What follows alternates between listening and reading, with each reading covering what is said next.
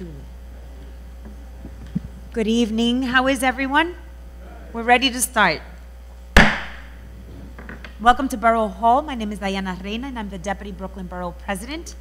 There are 2 items on the agenda this evening. I'd like to thank our Land Use Director, Richard Bayrak, and Ina Gusenfeld from Borough Hall, who is our Land Use Coordinator. Please note that this hearing is being recorded to comply with the public law for transparency. It will be available for viewing on Borough President Adams' website, brooklyn-usa.org, or on the One Brooklyn channel on YouTube. Again, web viewers may submit timely comments to askeric@brooklynbp.nyc.gov for Borough President Adams' consideration. I'd like to thank Joe Frizzell for all of his assistance in the opportunity to make sure we are complying with the law for transparency. Please call the first item and let us begin.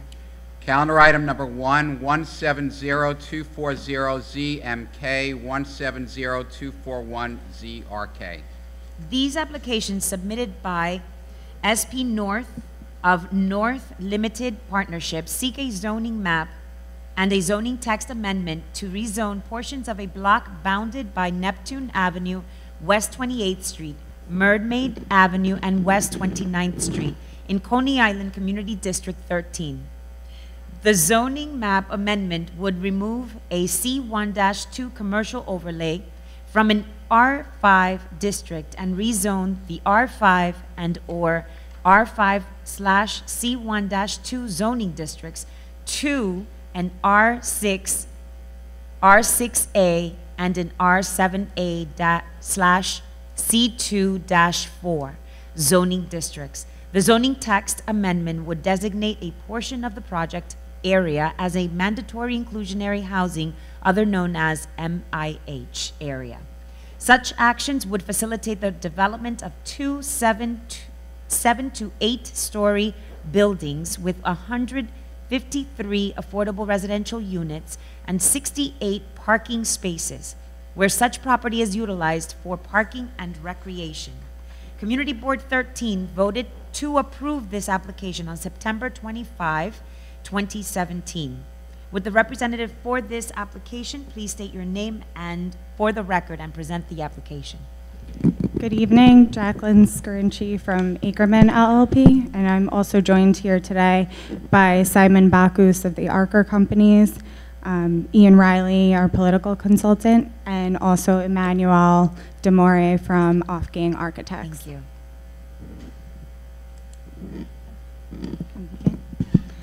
Good evening, Deputy Borough President Reina, and members of the Borough President staff, Ms. Gusenfeld and Mr. Bierak, as well as members of the community. I'm Jacqueline Scarinci of Ackerman LLP on behalf of the applicant for the proposed development at 2828 West 28th Street, which will be developed by the Archer Companies. The Archer Companies have created over 4,000 housing units over the years and have frequently partnered with state and local government agencies and nonprofit organizations to develop quality affordable housing in New York City. The applicant here is requesting approval of 2 land use actions, as you stated: a zoning map amendment to rezone a portion of block 7011 from R5 and R5C12 zoning districts to R5, R6, R6A, and R7A C24 zoning districts, as well as a zoning text amendment to designate the project area an MIH area.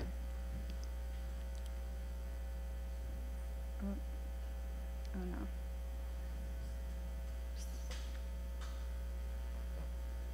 Okay. Here's an area map of the surrounding area as well as the development site, which shows the zoning district boundaries as proposed. The site is located on West 28th Street within the proposed R6A zoning district, and there is also an existing 15-story Mitchell Lama building that is also owned and operated by the ARCA companies located on the development site that will be rezoned R6 to ensure that both the proposed new development and the existing height factor building will be in compliance. There will also be R7A and C24 zoning districts mapped along the wide avenues, Neptune Avenue and Mermaid Avenue, to a depth of 100 feet. There are very small portions of the applicant-owned site that are within the R7A, C24 zoning district, approximately 6,000 square feet of the total zoning lot area. To provide context, currently the properties south of the rezoning area, south of Mermaid Avenue, are zoned R6 and are tower buildings, which range from 24 stories to 17 stories and 16 stories just south of the site, as well as the existing 15-story tower that is on our development site. The proposed R6A and R7A zoning districts will control the size of the development with a maximum number of stories in the R6A of 8 stories, and within the R7A maximum of 9 stories. This increase in density is to promote the production of affordable housing, and the applicant worked diligently over the past 2 years to develop these zoning districts with the Department of City Planning, and it was deemed to be appropriate for this area.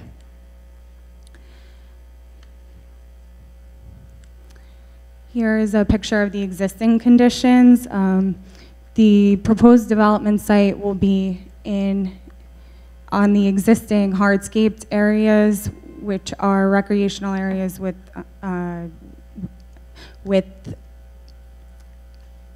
basketball courts and handball courts that are very underutilized, and the management company has frequently had to repair them, and it's been an area that has been subject to drug trafficking in the past. So the applicant is proposing to relocate open space areas within both the existing development site and the new development site, but this area within the development, this is where the development will be located.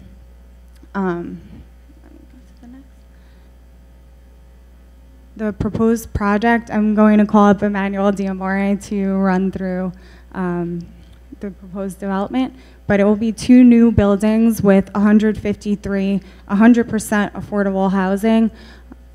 25% of the residential floor area will be permanently affordable, subject to MIH option 1, where 25% of the floor area is restricted at an average of 60% of the AMI, with 10% of the units being at 40% of the AMI. So for the proposed unit distribution, there will be 23 studios, 15% of the total units, 68 one-bedroom units, 44% of the total units, 39 two-bedroom units, approximately 26% of the overall units, and 23 three-bedroom units, which is approximately 15%. So 41% of the project units will be 2- and 3-bedroom family-size units, and there will be 68 accessory at-grade parking spaces.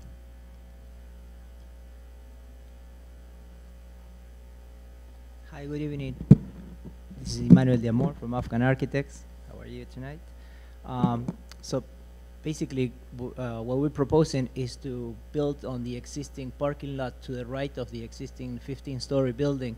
It's an existing 43 parking spaces, and we're planning to rearrange it on West 29th Street on a 45 parking spaces. There is also an existing outdoor recreation area on 29th Street that we are relocating.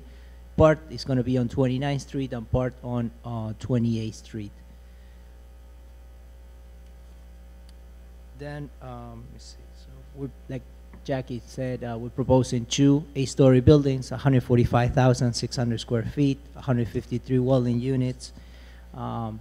the first floor, we intended to provide the required parking in this area due to the, the CQ8 regulation restrict the number of parking spaces to 37 in this case, required parking spaces, but we understand the need of parking in the area, so we tried to provide as much as we could. In this case, we have a total of 68 parking spaces, 31 above the minimum required, on which will be provided on grade on the first floor, as also as a measure of the flood resiliency. So the existing design flood elevation would have to be 6 feet above, 6'6" above the flood elevation. In this case, we're providing 10'6". So we're using the parking area as a double system, one to provide parking for the tenants, and the other is to also improve the area of resiliency, the flood resiliency. Here in this section, we could also see where our second floor, where mechanical rooms and residential units will start, which will be 10'6" above grade. Just to resume, our plan is to provide a design with very large windows to encourage the use of outdoor activities. We also trying to use durable materials that will age great in this area and also fit within the context. The idea that we provided the language is that it will be built, it's a development that will be built over time and not something monotonous and as a one building block. We will study the option to provide solar panels, and we will also study the different systems for water detention on site.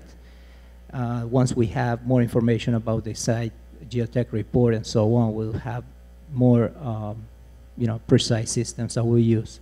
But we will comply with Enterprise Green Communities. We're planning to do additional roof and wall insulation. We're doing Energy Star appliances, Energy Star windows. We're providing low flow for fixtures and toilets, low VOC paints, white roof surfaces, air sealing for the apartments and shaft. All common areas will have LED lights. And we're also doing an efficiency infiltration system. We're using green level carpentry, formaldehyde free cabinets, and then drought tolerant plants for the landscape areas, which are in the back of the buildings as a recreation area. I think maybe Simon, do you want to talk about the? Thank you.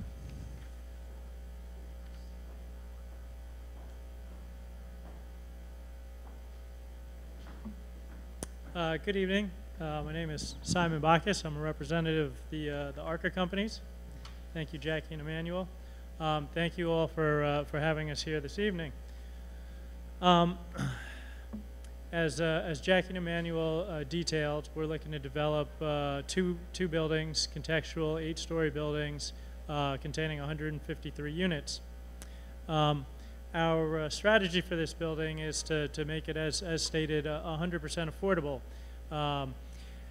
We're looking to incorporate a range of AMIs, income levels for this project that'll be affordable to incomes from as high as 80% of the area median income to as low as 30% of the area median income. As Jackie had explained, we're looking at roughly doing 10% at 30% AMI, 10% at 40, 10% at 50, an additional 50% at 60% AMI, and then the balance at 80% of the area median income. Those will be, across unit types, and we're looking forward certainly to bringing this additional affordable housing to Coney Island. Just as by way of a little bit of additional detail, what those income levels really entail. At 80% of AMI, which is the top end, for a 4-person household, you'd be looking at roughly $75,000 annually. Down to at 30%, you'd be looking at a 4-person household of a little bit over $25,000 annually. So we're really looking to serve a wide range of families at this building, but certainly they'd all be affordable and under a regulatory agreement by HPD. Was that the end? That was the end. Thank you, Simon. I appreciate it. I know you had 3 speakers, so I'm just going to try to get an understanding going backwards. You mentioned, I appreciate the blended model you had just expressed by category, where your 80% is not going to be heavy across the board, but rather 20% representation. In the blended model that you just described, are the AMIs applied for each bedroom distribution of units? Yes, absolutely. If you could just say that on the record. Sure, sorry about that. Yes, we're looking at integrating these income levels across all unit types, for sure. Fantastic. And then, as far as the geotech report, and this is to the architect, when is that due? It's required at the time we filed for the OB. But when are you receiving it? Well, we haven't tried out yet. So you haven't done any? We haven't done anything on this You're area. anticipating what is the exploration of a geotech report. I thought I heard you say that a geotech, you're waiting for a geotech report to be completed. Oh, I'm sorry. No, we will have more information to determine which system we will use for water detention once we have the geotech information, once we have that data. But you haven't started that data. No, we haven't started the And you process. haven't requested anything yet. No, not yet. And why the delay? Into the mic, please. Thank you. It's really not so much of a delay. This is really kind of progressing on a standard sort of timeline in terms of executing, the different pieces of the project phase. One of those, pieces are clearly a geotechnical report where we would do, borings. We simply, in our timeline, haven't got to the point where we would typically order the geotechs quite yet. It's not unusual, given where we are from a time frame. It would be unusual to have them at this point, quite honestly. It would be unusual? Yes. You're in, and I don't need to tell you this, in a category A, flood zone, right? And so I'm just trying to understand, what do you anticipate, if at all, coming back from that report that helps you prepare better if in fact you're going to be anticipating what is resilience in your plans. And so Sure. I'm trying to understand what coordination with Dan Zarelli's office, as far as resiliency office is concerned at the mayor's office, are happening currently, considering this application being active in the City Planning Commission.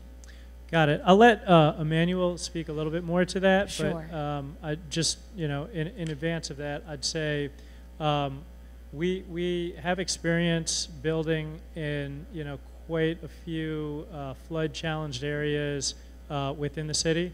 Especially in that area. Sure. This area, we own, several buildings in Coney Island, though we didn't build them.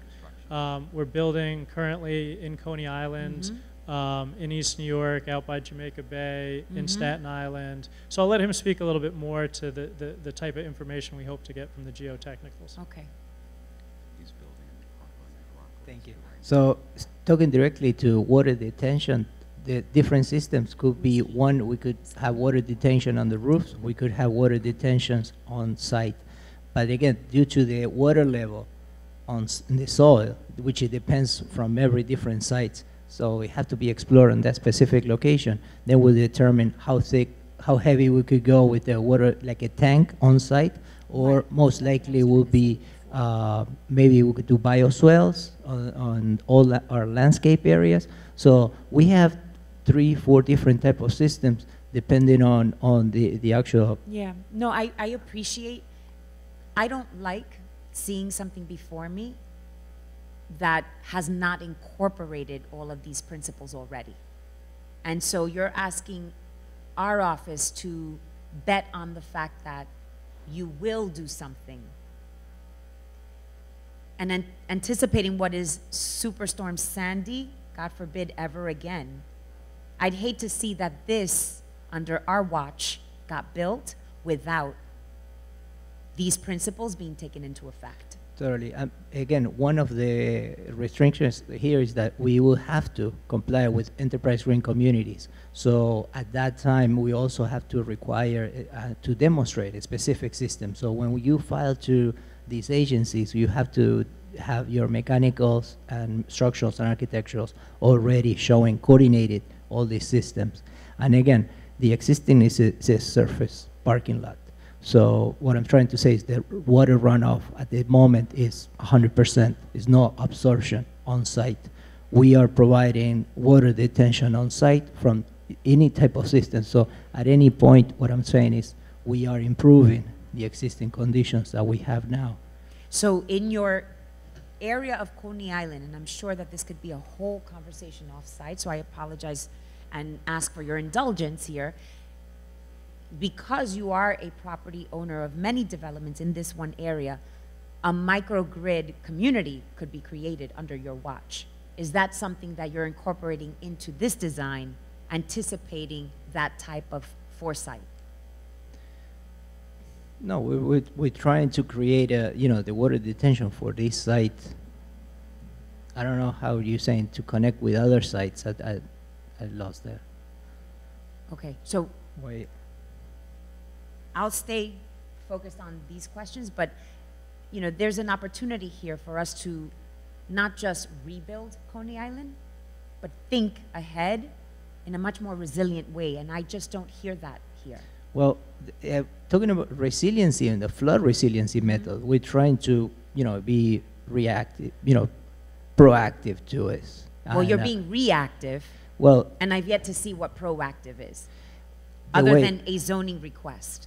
well, the way that we providing our first floor, so way above the design flood elevation. So we It's creating. according to the new requirements. It's according to the new requirements, but the minimum will be 6 feet. We're going way above to up to 10'6", which it restrict the height of our building up to. How much flooding did you have on other properties that you own? Yeah, the property right adjacent to us. The was- water went in how high? How?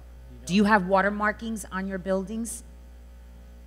We don't anymore have water markings. We definitely sustained significant damage, as did all of Coney Island. I will say that one of our buildings was actively used as a triage area in the aftermath of Superstorm Sandy, which was directly because of some of the building systems we had even back then, in terms of a generator, a cogen system with blackout.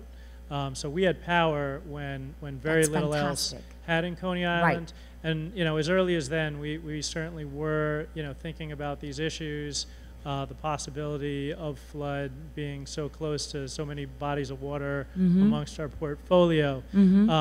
I do apologize. I completely understand where you're coming from in wanting to hear a more proactive plan for the site. Unfortunately, we aren't quite there yet, simply, again, because we have a timeline process that we build into things. But again, I would, say that we have a lot of new construction in very similar areas where we're incorporating a variety of different resiliency plans.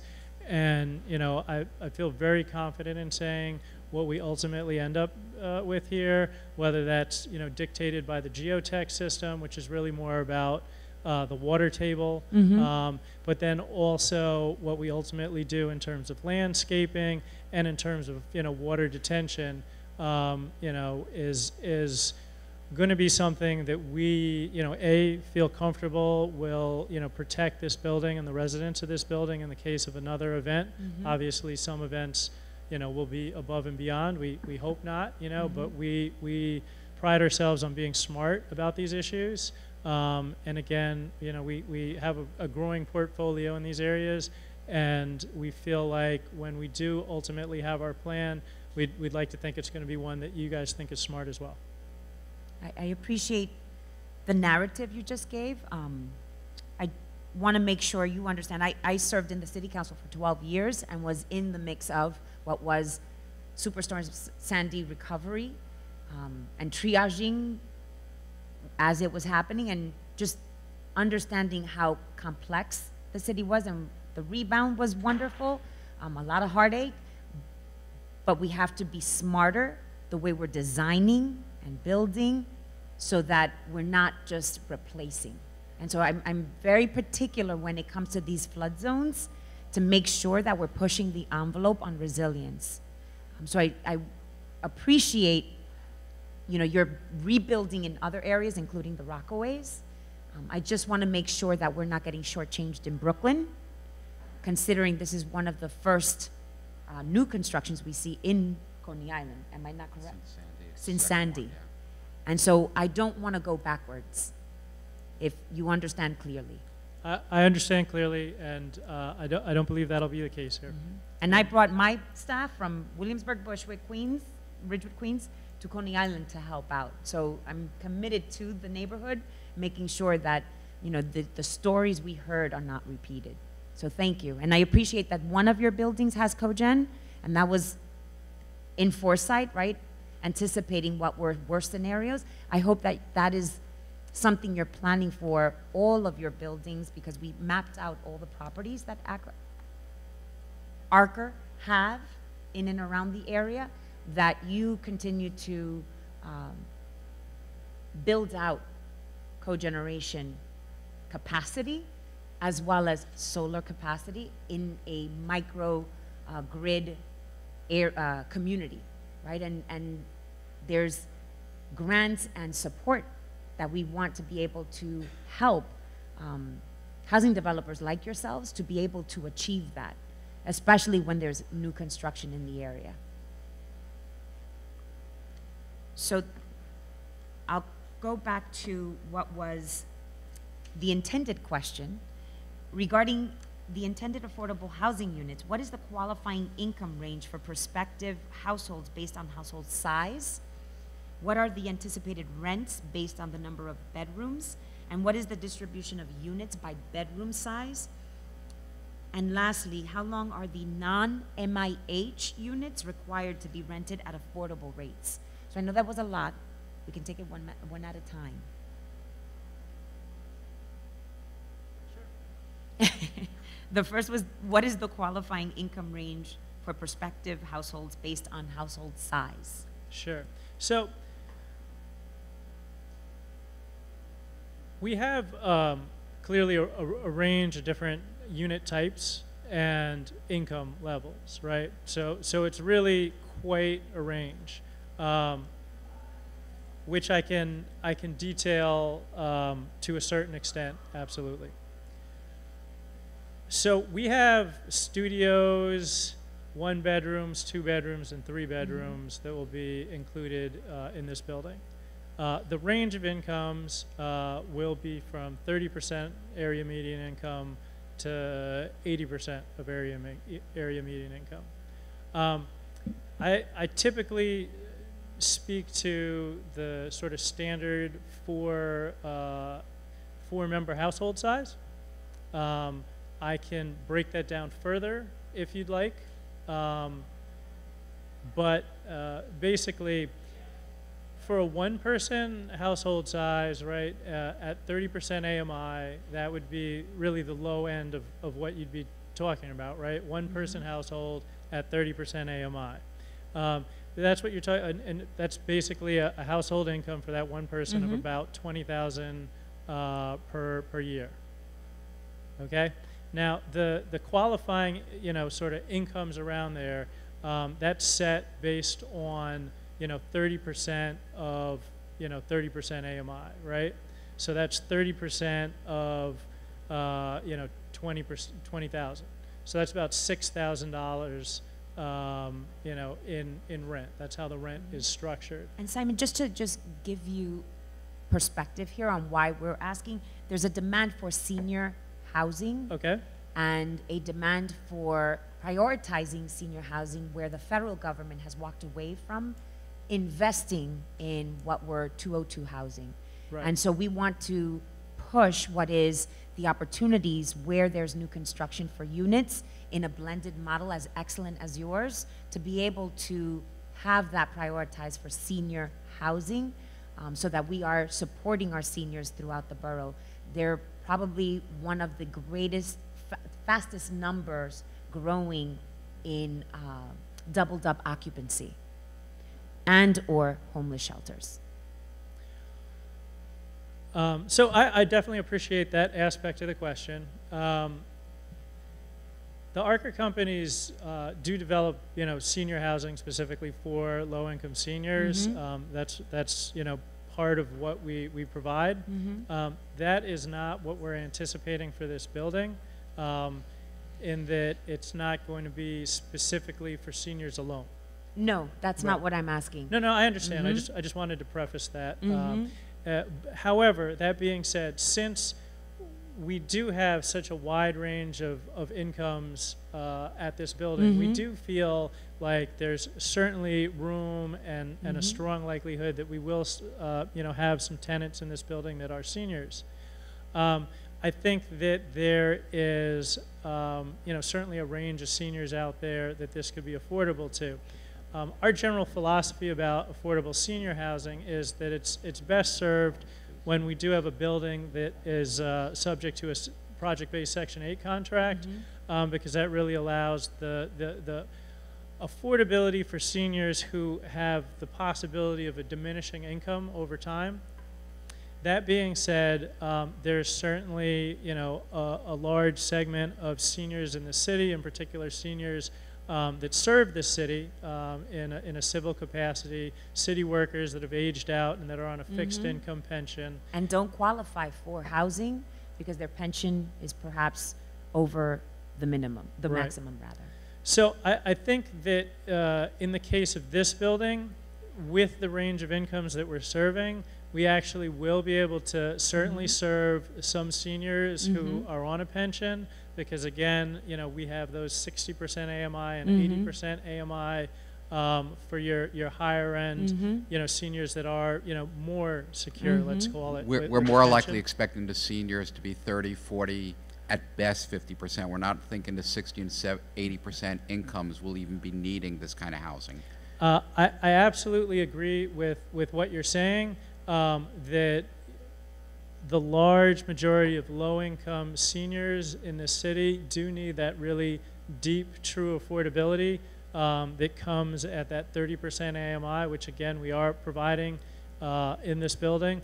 But I do also think that there is a real need for, you know, not just seniors, but you know, across the spectrum. But definitely there are those seniors out there with pensions that, you know, as the deputy borough president mentioned, you know, also certainly need housing, and we feel like this is an opportunity for them as well to have, you know, real quality and super important elevator building that can serve, again, you know, whether it's seniors or families, from that, you know, 80% AMI down to 30% AMI.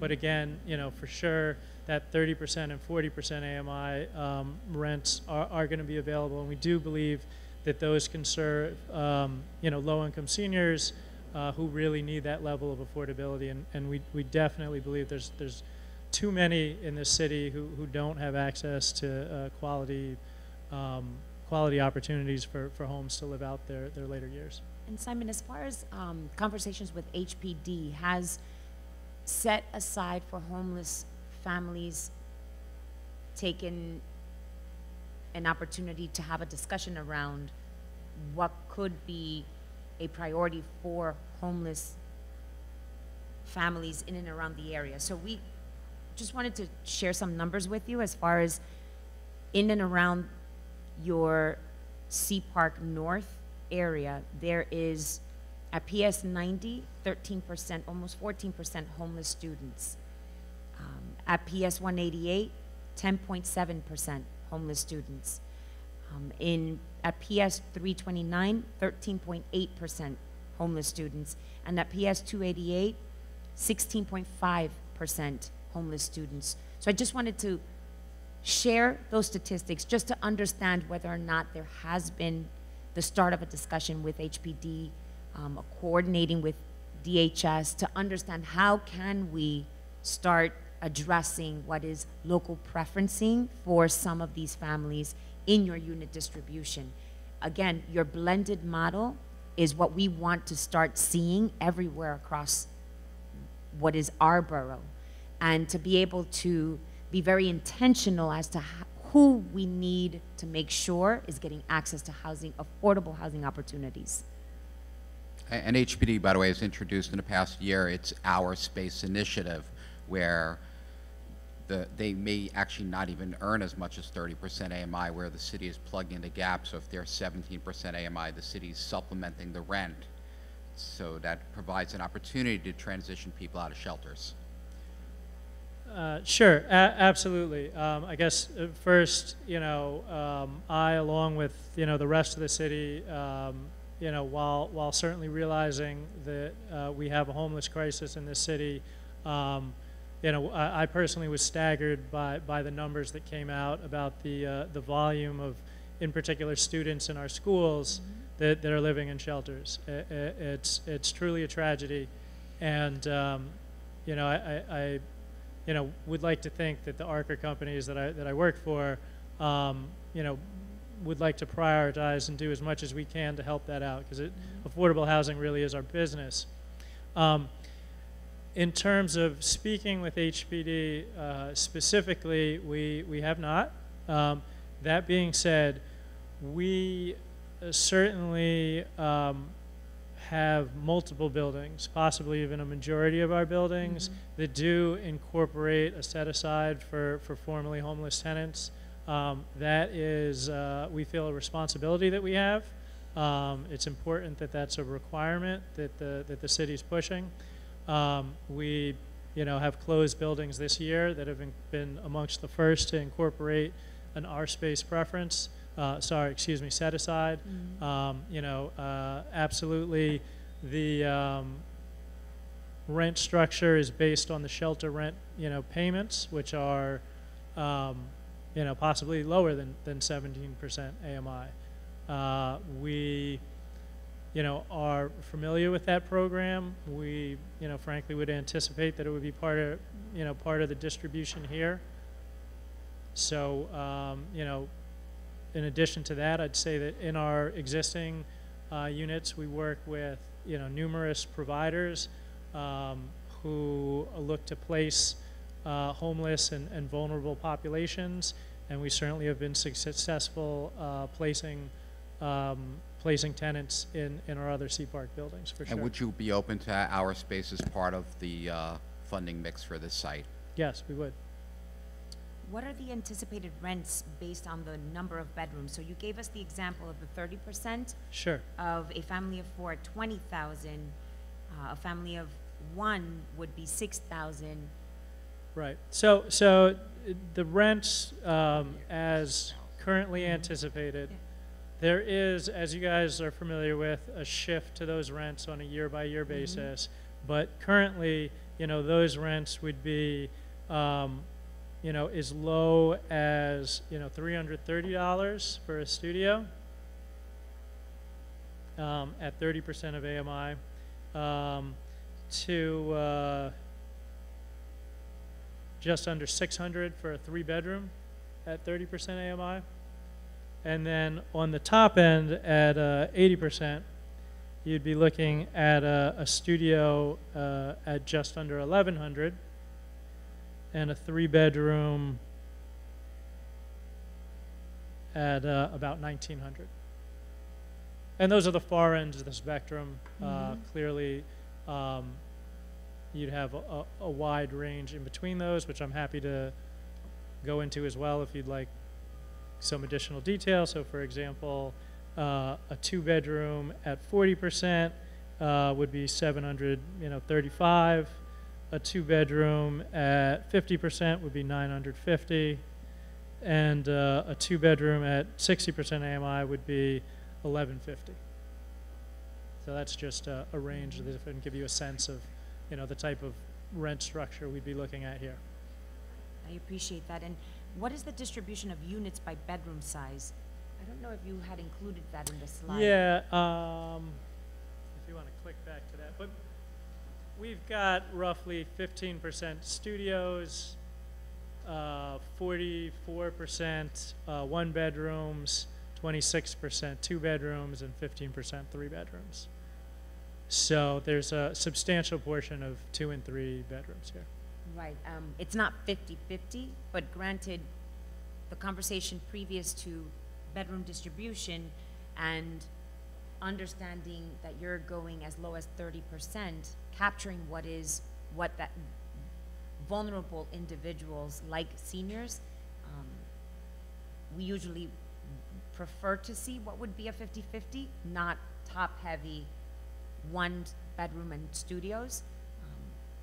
But I appreciate the dialogue that we just finished having in understanding the need to have what would be percentages laid the way they are now. And then how long? Could you just share with us, how long is the non-MIH units required to be rented at affordable rates?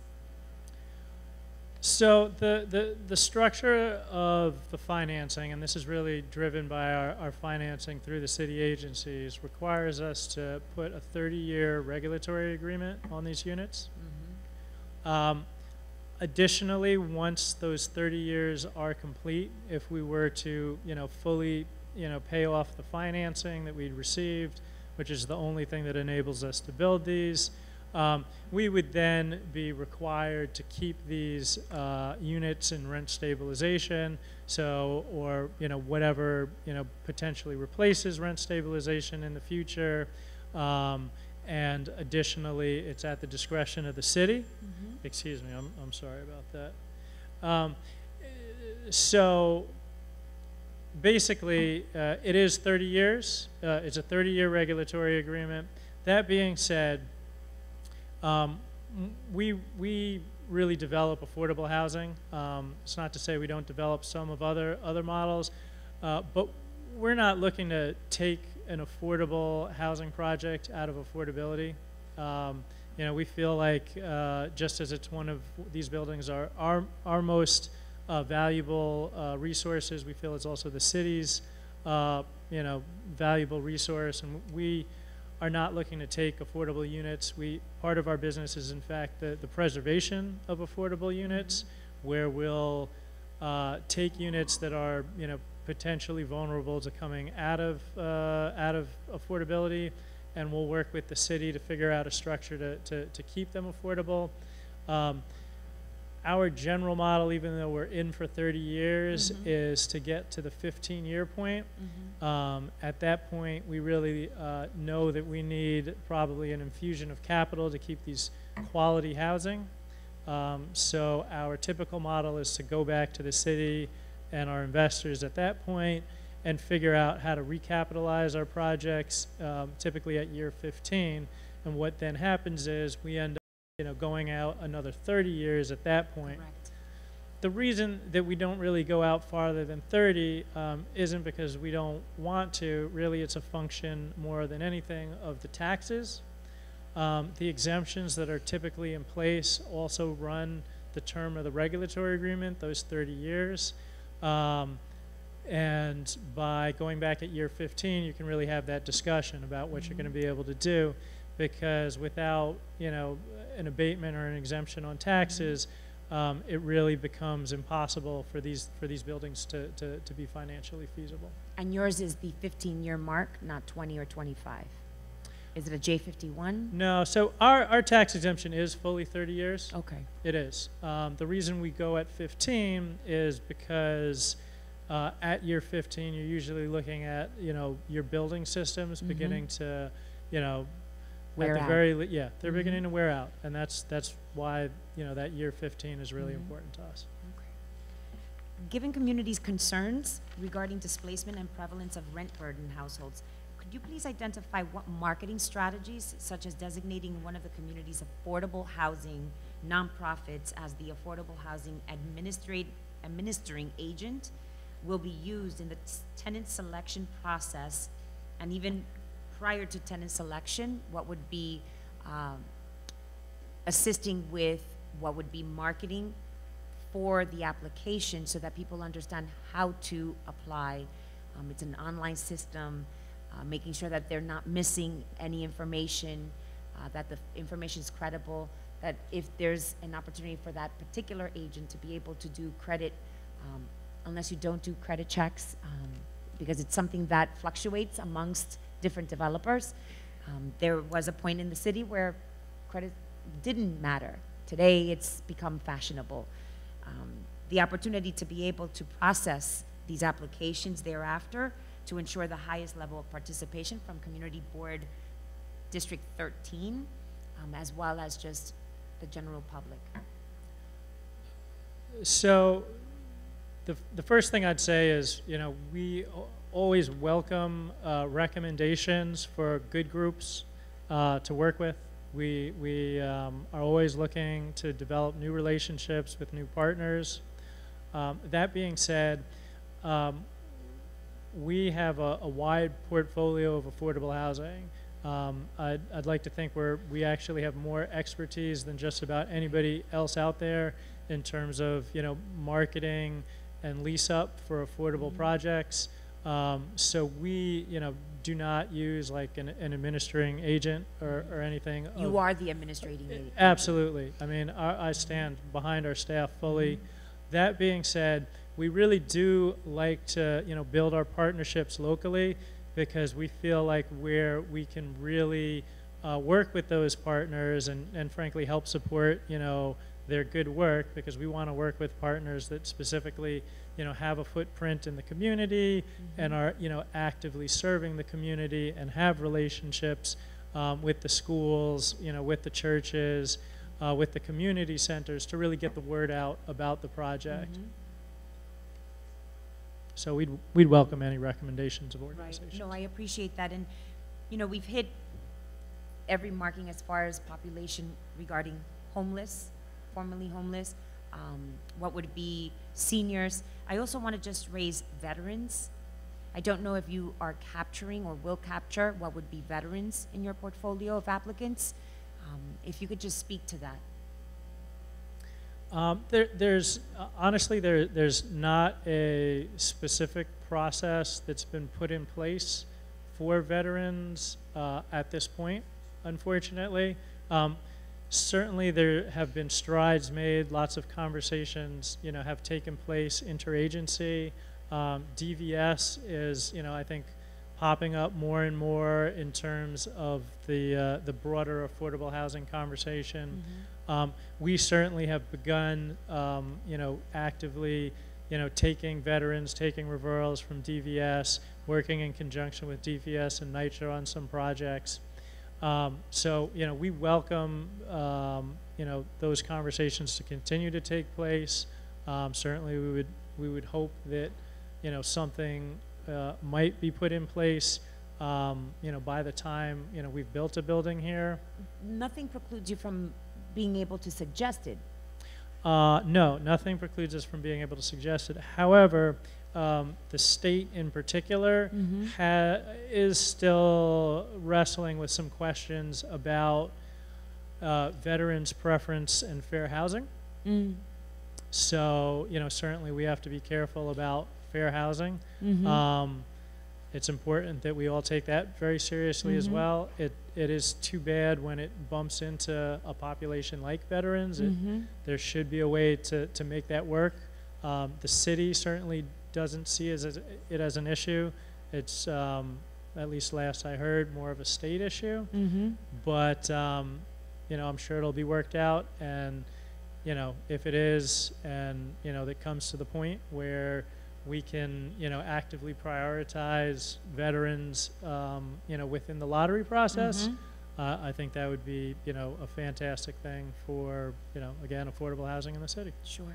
There's a development going on at, I believe, 21st and Surf, And it will have a supportive housing component. I believe there's some connectivity to veterans, so there may be some lessons learned from that group to get a non-supportive but lower income veterans population. Would you happen to know the name of that, the group that's developing that site? I believe it's concerned, trying to think, Pisano. We could get you that. Or I'd I'll appreciate think it. about during a hearing. We will certainly provide that to you. And out of curiosity, Simon, I just wanted to, let me just check my watch. I don't want to, it's been an hour, so just bear with me. The opportunity to understand your affordable housing stock, how many people do you have on a waiting list from your full portfolio as far as your housing development organization? I'd have to get back to you with that information. We typically have waiting lists at all our properties. Right, I'd imagine so. Some have larger lists than others. But you know, we do carry waiting lists at all. But I'll get back to you with you know, a sense of you know, our larger sort of aggregate waiting list, and then, you know, as it might pertain to this, the waiting lists we have at the other 3 Sea Park buildings. here in And will Coney you Island. be using those waiting lists to market this housing opportunity? No, we will not. So our marketing process for this building will adhere with the city's marketing guidelines, which incorporates a lottery process. So while we can, you know, notify, And that's what I'm referring to. Notification goes a long way to those on a waiting list that may or may not otherwise know about this new construction in your portfolio. So I just wanted to make sure that there's an opportunity for notification to your existing waiting lists of individuals who are eager to live amongst your properties. sure, that's, you know, absolutely a smart recommendation. Thank you. Given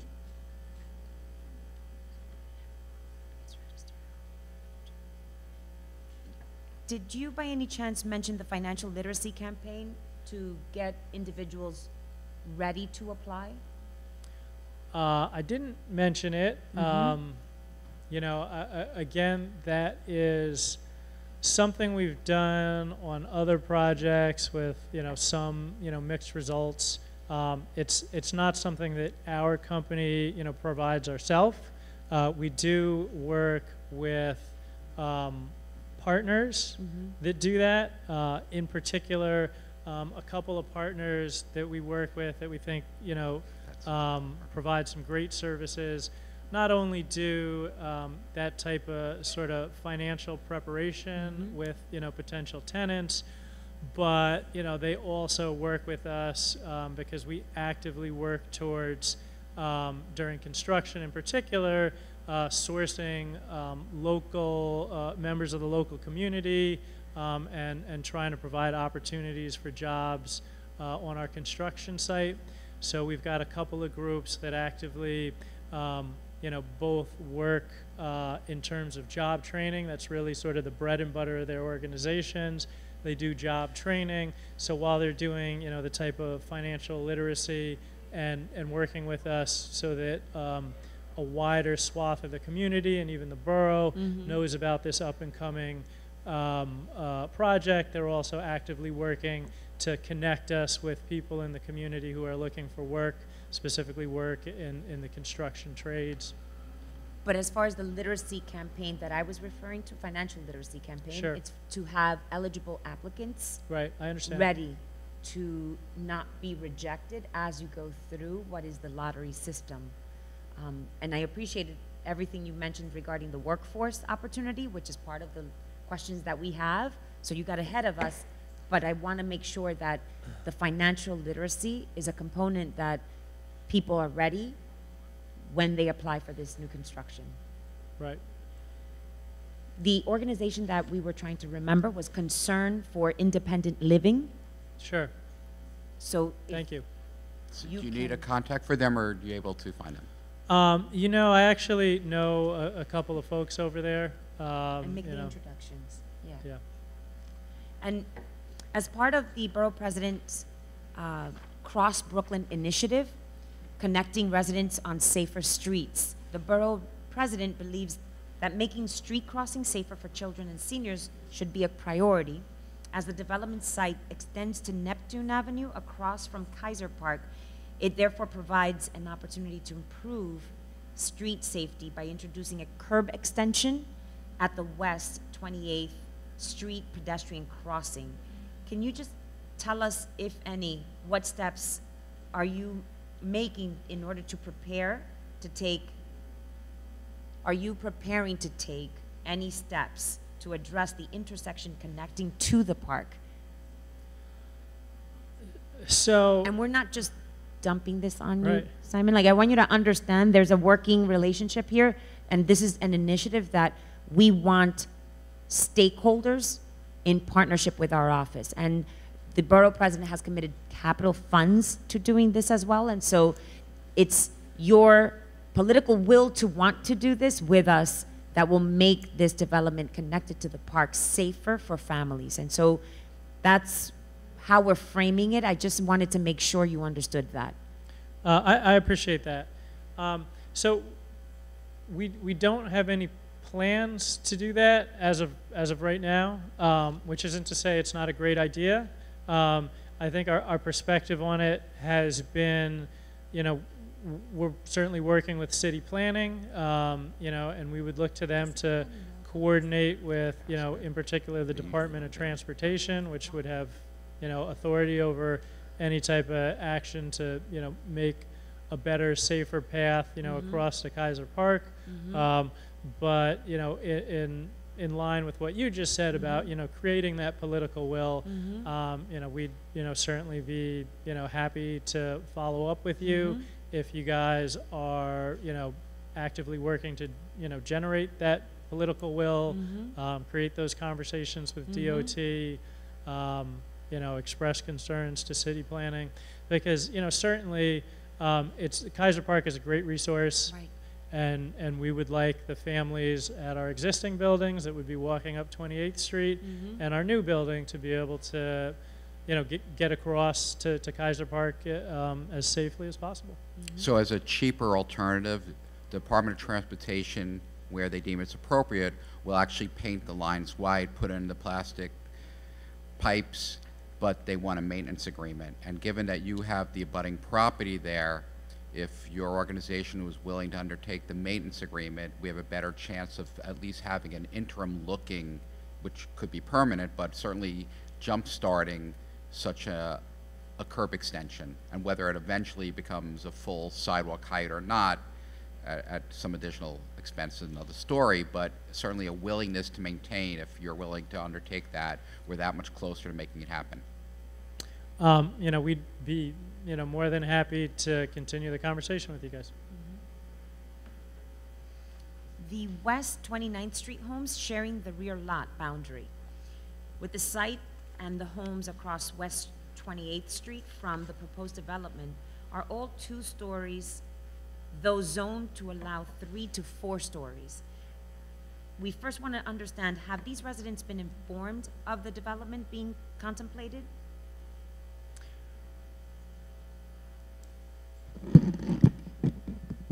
So as we recently just went to Community Board 13. Actually, we attended 3 meetings, and as I believe they have notification of their hearings. We did not reach out directly to the homeowners, but as part of the rezoning, it's not required to give notification directly. But I believe there is notice based on the community board hearings that we did attend.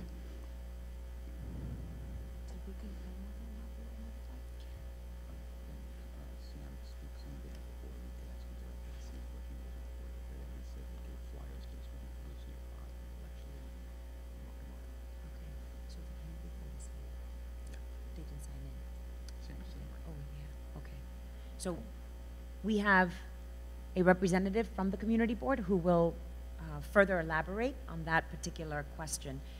The second question to that, or part B to that question, is what is the basis for the requested height of 7 to 8 stories? So, as I had explained earlier, based on the area map, the planning rationale for the R6A, which is a modest increase from the existing R5 zoning district, is to increase the density, but at a contextual height. So we're only going up to 8 stories. It's not a significant height increase from the 4 stories that would be currently permitted as of right. And also, given the context of 28th Street and the neighboring building, we already have a 15-story tower. And given the towers that the R6 zoning district facilitates, the R6A is much more contextual with this neighborhood. So that's why we came to this zoning district. What type of commercial retail spaces, arts and culture, Are is located. the organization trying to look to? There's no commercial space within the development. Was there It's- any particular reason why not? Along 28th Street, it's a narrow street. It's a residential block. I mean, along the avenues, they mapped. We're proposing to map a C24 overlay. Currently, there's commercial overlays over Neptune and Mermaid Avenue, and there's commercial development along there's actually mixed use development along Mermaid Avenue already. And the increase in density along those wide avenues is based on the rationale that wider streets can support additional density, and also based on the text amendment to have mandatory inclusionary housing, you promote more permanently affordable housing, and also the incentive to redevelop these properties, because currently there are 5. No, I Yeah. get the housing piece. It's just Mhm. we're trying to understand that you're building a community here, and Right. community needs access to what would be goods and services. Right. And there's nothing supporting the affordable housing as I see it in this rendering. And I wanted to understand why not include what would be the commercial spaces to address what our community needs, so that comprehensively there's a demand being met as this community continues to evolve. So access to food, quality food, access to arts and culture. You know, there's constantly this battle that there's nothing to do other than the seasonal summertime. The opportunity to see a community center. I'm just saying things out loud. I don't know that this particular development is taking anything other than housing into consideration. So I wanted to understand, why was the commercial piece not developed considering the height? Yeah, I mean, the commercial zones are along the wide avenues, and that's where the existing commercial uses are. It's all residential on the narrow streets, 20th and 29th Street, so I don't think it would be appropriate to have commercial use on the narrow streets. Especially because you have 2 parking lanes and 1 travel lane going up in one direction. It wouldn't be able to support commercial development. And what's the farthest supermarket? 31st That's Street. a good question. I know there's a number of, I believe it's 31st and on Mermaid, and when our speaker from CB13, he'll be able to confirm. okay. I So know we'll he just ask drove. CB13. I know he just drove past that site the other day.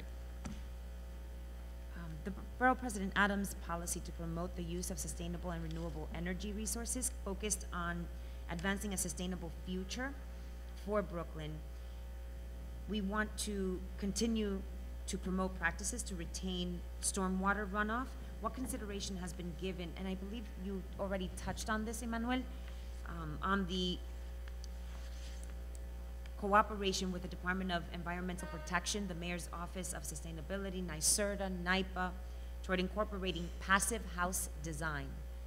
solar panels, blue, green, or white roof covering permeable pavers and/or rain gardens, which is equivalent to bioswales. Apparently, we're not supposed to use bioswales anymore as a term.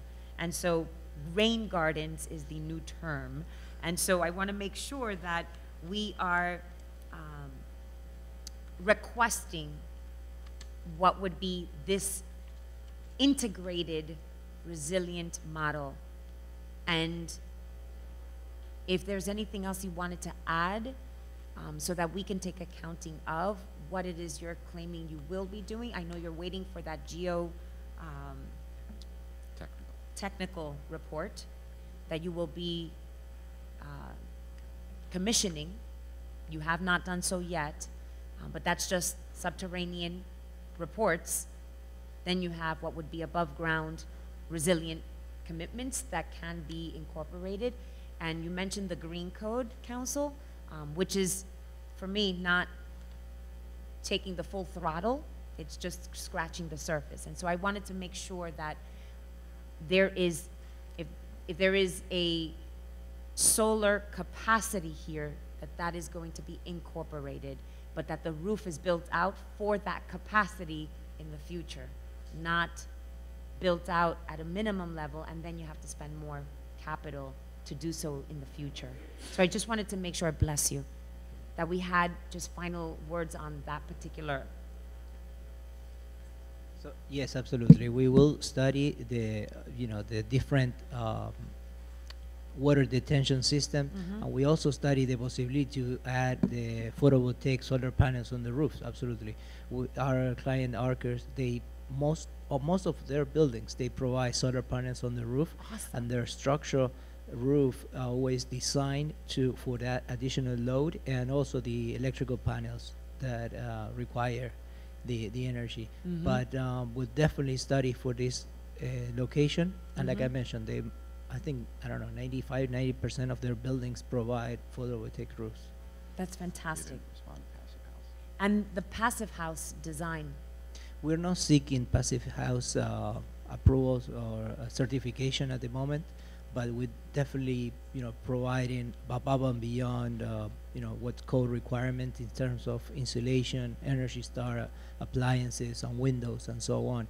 But specifically for quality housing certification, at the moment we're not seeking it. And could I just ask, why not?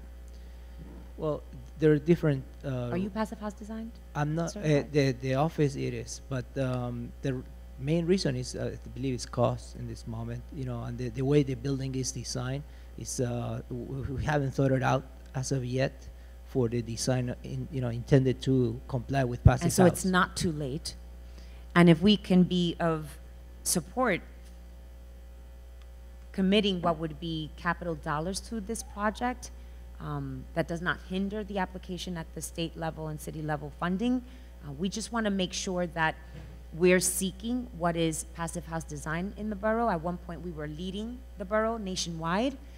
Today, because it's only been incorporated in private housing, less than 5 units of housing, we haven't seen the affordable housing model really pick up steam. And so we just want to make sure that because you have an opportunity here to really demonstrate passive house on affordable housing, multi-dwelling, that it would be a shame not to partner with you, a financial commitment to doing so. And also, because you talked about, as a firm, Arker stays really long-term. So keeping your electric costs down, and even if your mortgage cost is a little higher to pay back the permanent mortgage for the construction loan, that the idea is that your permanent mortgage increase would it be more than offset by the significant reduction of electricity costs, plus the type of work to put in taping and sealing versus building a heavy HVAC unit elsewhere in the country where we're not getting the job benefits. So we'd like you to seriously take a look at the possibilities for the site. Again, there are different types of, for instance, the mechanical systems are different for a passive house. The materials picked for the facade are different because you cannot penetrate this continuous rigid insulation. So when you have a brick masonry building, it's impossible. You have to penetrate to pick up the brick at any point. So that's why what I mentioned, the building hasn't been designed for passive house guidelines at the moment, you know, because of all these restrictions. In fact, the mechanical system for a passive house would have to be located in the roof, so then you don't have space to put solar panels. So there are pros and cons for both systems. So that's why we think that this system that we're providing is very energy, you know, resilient to the model. That, you know, it's very proactive to the energy code that, you know, will pass and exceed the requirements. But if you could reduce the cost by like 300% in electricity, you know, so the question is, in the long term, you know. I think, you know, we definitely understand what you're saying, and we have, you know, begun to take a look at passive housing. Certainly there is, you know, a significant push for people to take more and more of a look. I'm personally not positive that design is there yet. We really haven't seen large-scale multifamily passive house. Come to Bushwick. How many units is it there? We actually have some in the pipeline, closer to 200. I mean, the Bushwick, for example, now, Riseboro has done starting with a 24 and then ramping up. But we've had projects getting well over 100, closer to 200 now, doing passive house. And I do know there was an RFP specifically for passive house in Harlem. You know, we have relationship with the Bluestones, both Eric and Les, who you know, both, you know, have a commitment to really pushing the envelope, and we certainly respect that, and we're interested to see what comes out of it. As a firm, we're not quite there yet.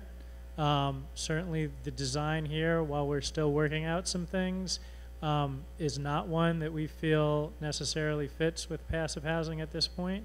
Perhaps we're a little bit behind the curve, but we're certainly interested to see what happens there. We want to be part of the conversation, and if we do start to see those types of realizations of energy savings while at the same time being able to develop, you know, an aesthetically pleasing, you know, building, you know, we're going to move in that direction as well. Unfortunately, we just haven't got to that point yet, but we do think that, you know, it's great that you guys are pushing the envelope on these issues, and, you know, we want to continue to you know, walk that road. We just aren't quite there yet, so I apologize for that. No apologies. I appreciate the challenge in return, understanding that you're waiting to see greater returns from what people are claiming is a great return, and no one's really demonstrating where those returns are yet publicly. And you know, again, you know, if, you know, the thought process is you're going to cut, you know, your energy by, you know, 30%, but the people lending you money to build it aren't, you know, agreeing that it's possible, it you know, it creates problems, you know, both in terms of public resources that have to be put in, even though you're, you know, building a more expensive product, but your financing isn't recognizing it. So there's issues like that as well that I think still need to be figured out. And we certainly look forward to seeing, you know, what's happening in Bushwick, and what East New York is another one, Chestnut Commons. Yeah, That's over 200. okay. Well, we So look keep forward to your seeing eye it. on the prize there. Yeah. We just don't want you to give up yet on that model concept, considering you don't have a definitive design yet. We're hopeful that you'll get there. The Borough President's policy for maximizing good quality jobs for Brooklynites requires what would be the participation of MWBE and local business enterprise, as well as hiring what would be local residents for employment opportunities. Can you just describe, and I know you started to before, those particular commitments as far as this project is concerned? Sure. to achieve? So we have a group of partners that we work with. Sometimes they're shifting because there's, certainly a lot of great organizations out there that are really, working hard on these issues, and that we, partner with really on all of our projects to make sure that we're doing the best possible job that we can to, bring in local community members who are looking for jobs in the construction trades, to get them on site to the extent of our ability. Additionally, we work with groups to actively work towards bringing MWBE subcontractors in particular. Do you track that? Yes, we do. What is your percentage of utilization? Well, we're ramping up, but I'd say we're somewhere in the 10% range currently. But we're working to ramp that up. It's quite frankly, it's a difficult process. It's important that we are cost conscious and also quality conscious. There is a growing pool of applicants, and we're working very hard to identify those subcontractors that are doing a good quality job, and welcoming their bids on our jobs, and working towards developing the relationships with those subcontractors so we can continue to work with them and grow our book of MWBE subcontractors. And so if people want more information concerning MWBE contracting information, as well as local business enterprise information, as well as employment in general, construction, post-construction opportunities, who should they contact? I'm a good point of contact to start with, and then I would push them typically towards Alex Archer, who runs our construction side of things. And since we are a construction company as well as a developer, he really works to interface along with myself with the groups that we work with, which include, for example, Building Skills, which actively works specifically with an emphasis on local NYCHA residents, but also low-income members of the community who are not NYCHA residents, to provide construction training and get them, jobs both on our sites, but also, a number of our colleague affordable housing developers throughout the city. We work with groups like Urban Upbound, who, actively work towards doing job training, and also specifically interfacing with MWBEs, whether they're MWBEs that are subcontractors. While Jackie did mention this project really is zoned for residential, and I think probably the community board would also agree. They expressed a preference that this is really a residential building on a residential block, but certainly we do have lots of mixed-use projects throughout the city where we actively work to try and bring MWBE and local business entrepreneurs, whether they have the certification or not, quite frankly, who are looking to start businesses. We're always looking to support local entrepreneurs to get space in our buildings. And Simon, so who do you said they get in touch with you? And just trying to make sure when people see the YouTube channel, you'd be surprised people do watch it. Who do they get in touch with, and what's the number or email? Okay. So my name is Simon Bacchus. I'm the Director of Development at the Archer Companies. You can call 516-277-9300, and you will get in touch with me, and I'm happy to talk with you about the possibility of working with us. Excellent. Thank you so much. And I don't want to not ask, because I have to make sure I complete the task of every category mentioned. Open space. So I understand that there's open space that's going to be removed, developed, and then replaced in the rear, is my understanding from the presentation. What, if any, new open space will be accessible to the at-large community, right? So your open space right now where there's a basketball court, does the community at large have access to that right now? So that space is supposed to be for the residents, not the public at large. While part of our issue is the public at large misusing that space, you know, it is supposed to be, you know, for the tenants. The space that we're going to be replacing is more, you know, passive recreation, although we are, you know, adding a renewed, you know, playground for the kids, so not so passive for the younger kids, but then passive for the adults. We're not replacing anything like a basketball court or a handball court. We feel like all of those amenities for the public are, you know, accessible across at Kaiser Park.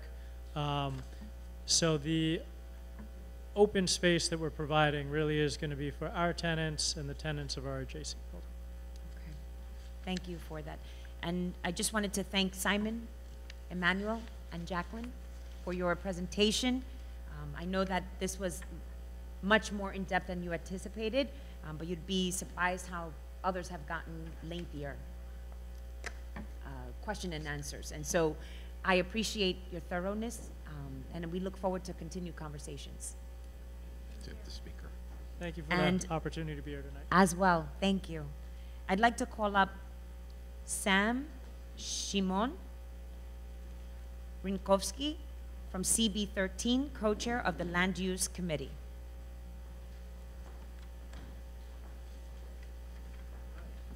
Those are very beautiful questions. Beautiful. All right, my name is Sam. I'm the co-chair of the Land Use Committee, CB13, Community Board 13. All right, Community Board 13 has voted to approve the concept of affordable housing on this property, but is unsure about the rezoning about R7A along Mermaid Avenue and Neptune Avenue. CB13 will have a discussion about the R7A along the Mermaid Avenue and Neptune Avenue rezoning at our next Land Use Committee meeting, which is November 14th. So that's my statement. Thank you. Thank you, Sam. And I just wanted to take an opportunity to go back to the questions that I was asking before. Supermarket location. So was there any conversations regarding supermarkets, access to commercial spaces? Well, the commercial space question did come up, and thank you for the beautiful question. The issue was it's a residential block, very, very narrow. Usually have commercial, that area is mostly in Neptune Avenue is pretty much commercial. Doesn't have much going on over there. Mermaid is the major commercial area with buses. So Mermaid is the major area. We got supermarket, there's one around like a block away, which is on Mermaid between, I believe, 30th Street, which is pretty big, a big supermarket. So there's access. Yeah. At a walking distance. Yeah, if you go toward Mermaid Avenue, you're going to see that post office, a Chinese food place, bodega, so they have pretty much access for shopping. But along commercial-wise, it's not feasible on that narrow street. You're going to get truck deliveries, double parking cars. It just doesn't, did not make sense. And one lady was against it in the community board. She was like, no, no, no commercial, no commercial. Understood. And one voice matters just as much as 100. So I just wanted to understand what would be the access to fruits and vegetables, right, for what would be a growing community in this particular area of Coney Island. I also asked regarding notification of the private homes that were adjacent to this property. Well, by law, they're not required to notify. So if you, maybe in the future, laws can be changed. Even notifications got to be made in different languages, like, you know, Chinese, Russian, Spanish, whatever languages in the area. But what happens, the community board has about 50 members, and we have a few people who live in that area. On the particular block, we have 2 people live in a particular block alone. So usually those neighbors talk to each other, and word spreads. Even in, we had 3 meetings. One was a public hearing. Second was a committee meeting, and third was a, you know, meeting itself, community board meeting again. During the during the committee meeting, we had a few people show up. One lady showed up who lives in the building next door. So she found out somewhere, somehow. So usually, but there is no like letters sent out usually, but unless needed. So one of that immediate area, of that block. Yeah, but we have 50 Attended. members that scattered. We have Seagate, Brighton Beach, Coney Island, a little bit piece of Gravesend. So we have members scattered different areas, so they have better understanding what's going on in a particular block. Okay. So I just want to make sure that the property owners that are adjacent on this block received what was the opportunity to understand what's going to happen adjacent to them. I cannot guarantee it. Okay, right now I'm speaking for myself. I cannot guarantee it. Some people come to us later on, 5 years later, oh, why didn't you tell me? Right. You know, or let's say we have a project on Surf Avenue.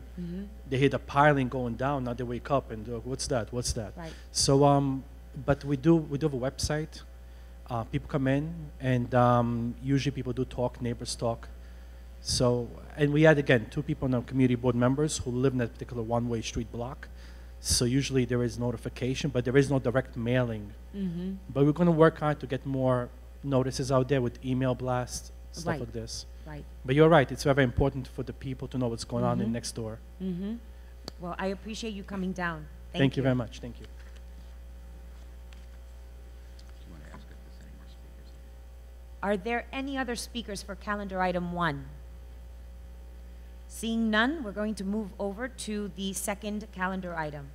Calendar item number 2, 170309ZMK, 170391ZRK.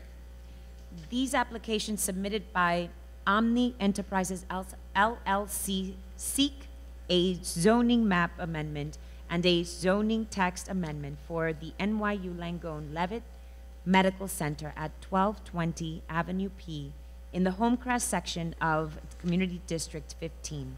The zoning map amendment would rezone the project area from a R5B to an R7A to facilitate a 5-story enlargement to the medical center and provide for housing development opportunity for lots not affiliated with the medical center. The zoning text amendment would designate a portion of the project area as a mandatory inclusionary housing MIH area as a means to require future residential development in excess of 12,500 square feet to contribute towards the development of affordable housing floor area pursuant to MIH regulations. Community Board 15 voted to disapprove this application on September 24, 2017. Would the representative for this application, Richard Lobel, please state your name for the record and present the application. Thank you. Good evening, Madam Deputy Borough President. Again, Richard Lobel from the law firm of Sheldon Lobel PC, presenting the application for 1220 Avenue P. As was mentioned, this is for the NYU Langone Levitt Medical Center, and I'm joined tonight by Dr. Susan Levitt of the center, as well as Joseph Kossoff, who can answer any questions. I'm also joined by Sandy Hornick, a land use consultant to our firm, who is able to discuss the rationale behind the rezoning chosen, and Richard Pierce, the project architect, who can answer any particular architectural questions. I'm going to try to be as brief as possible in my presentation. I know that there's a number of speakers, so we'll run through everything, and we're happy to answer anything individually. So the rezoning and the area is highlighted within the circle basically would rezone an area which is currently zoned R5B to an R7A district. The area was originally part of the Homecrest rezoning, which was effectuated in 2006, I'm sorry, and rezoned this area from an R6 to an R5B. You can take a look at the land use map here, which has in the black dotted area, the area which would be subject to the rezoning.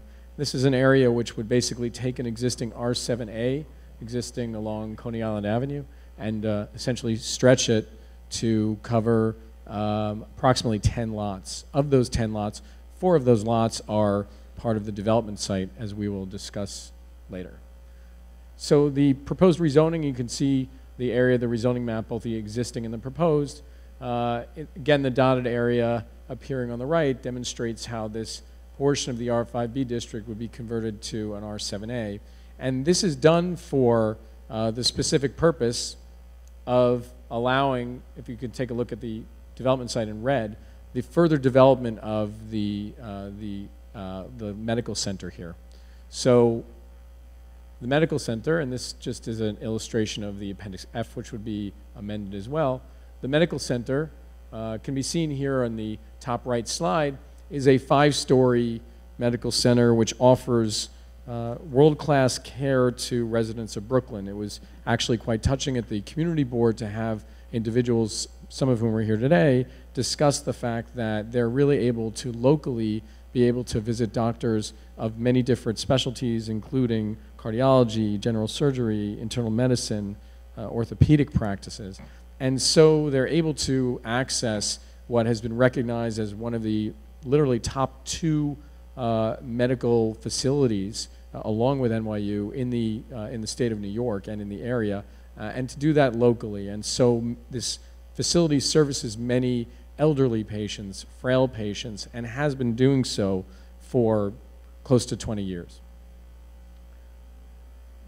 So with regards to the proposed enlargement, what's really sought here is that the enlargement would be a 4-story enlargement to this existing facility.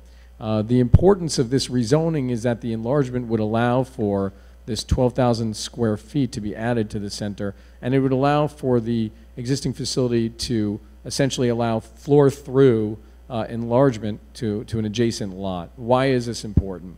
Well, Madam Deputy Borough President, it's important here to note that with the lot area devoted to this rezoning and the lots that are owned by the applicant, if the applicant here wanted to build, they have 4 separate lots totaling 10,000 square feet additional to the premises. If they wanted to, they could put 20,000 square feet of medical facility with no required parking. And how would that be accomplished? In addition to the lot which houses the center, they've got an additional 3 20 by 100 lots and 1 40 by 100 lot. So that's 10,000 square feet. They can also subdivide the 40 by 100 so they can, in essence, have 5 20 by 100 lots. So that's, again, 10,000 square feet. At an FAR, existing FAR of 2 in the R5B, that would be 20,000 square feet of medical office.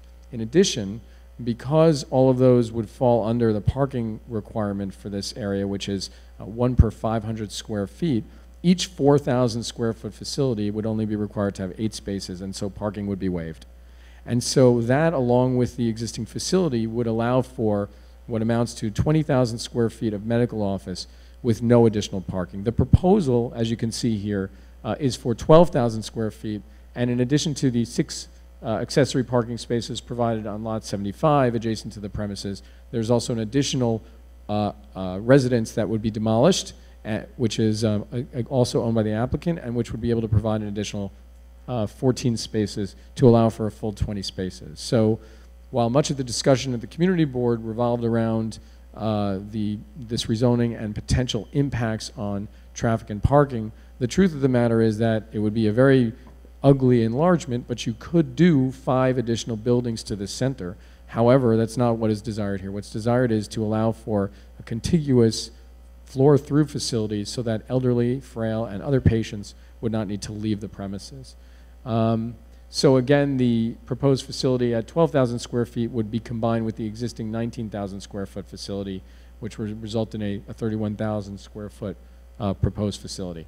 We have some plans and renderings demonstrating the proposed building at the site, and Richard Pierce, the architect, if so desired, can walk through some of the alternates which would allow for additional square footage to be devoted to the premises, but without a rezoning. And again, this results in a building type which would really not benefit anyone in the community. We would note and are happy to submit on the record that while there were indeed 2 letters of opposition on the record that were submitted at the community board, we have 25 letters in support which were submitted by various community members. So here we included in the record for the presentation Assemblyman Duff Heikind, We have the congregation Etz Chaim, which is actually located on East 13th Street, as well as Yeshivat Sharei Torah and the Jewish Center of Kings Highway, both of which are facilities which are existing adjacent on Avenue P.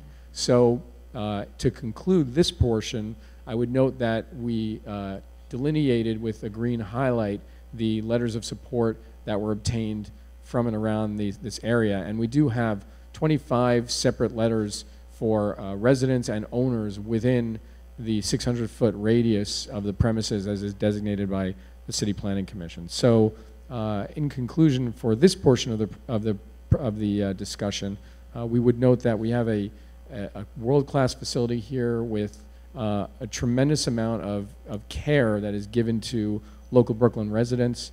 This is a facility which employs approximately 200 Brooklyn residents, most of whom are from the local community board and the community district. And so this is an institution which has proven to be a strong local hiring organization. Most of these employees are also women, which is a note of which the center is very proud of. And it's really sad in a way because this facility has been here since 2000 and was planning on filing and proceeding with this enlargement in 2002 and 2003. And so they made application in 2002 to the Department of Buildings.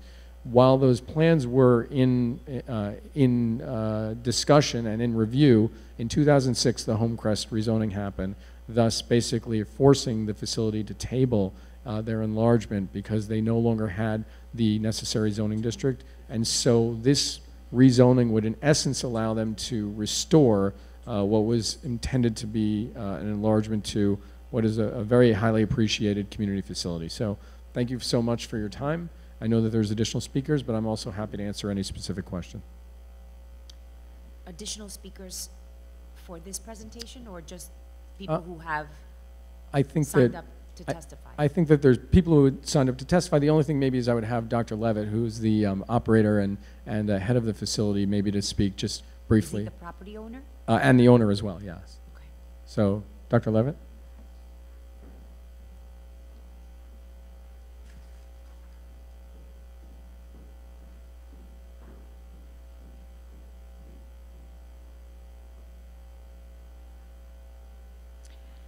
It is my honor If you could state your to name for the record. present in front of you. My name is Dr. Susan Levitt. I am live and love this community for 22 years. I am the founder and owner of this place that started without any patience. And today we are domineering practice in Brooklyn. We, together with NYU, who become to be our partner 4 years ago, in 2013, we are able today to bring the highest and the most valuable professionalism and expertise to Brooklyn residents. And we do that with absolute belief that what we are doing is the best. To prove this point that I'm saying is that we were awarded 9 years in a row National Award for Quality. And that took place when we were practically a private practice only, which just shows to you that we are very highly professionally oriented and honorable practice. That's why NYU Langone, which is one of the few best institutions in the country, wanted to join to us in the partnership. Now, what is the goal that we have today? We want to expand the expertise to more diagnostic ideas. In other words, supposedly you have the cardiologist who needs more precise diagnostic opportunities. So what happened is that we will be able to give all the diagnostic tools for them so that communities that we serve today will not be in need to proceed for the services to Brooklyn, excuse me, from Brooklyn anywhere and go to Manhattan to seek these services. What we are doing, we are bringing NYU right to our community to give the best and the most that it's possible to give to Brooklyn community.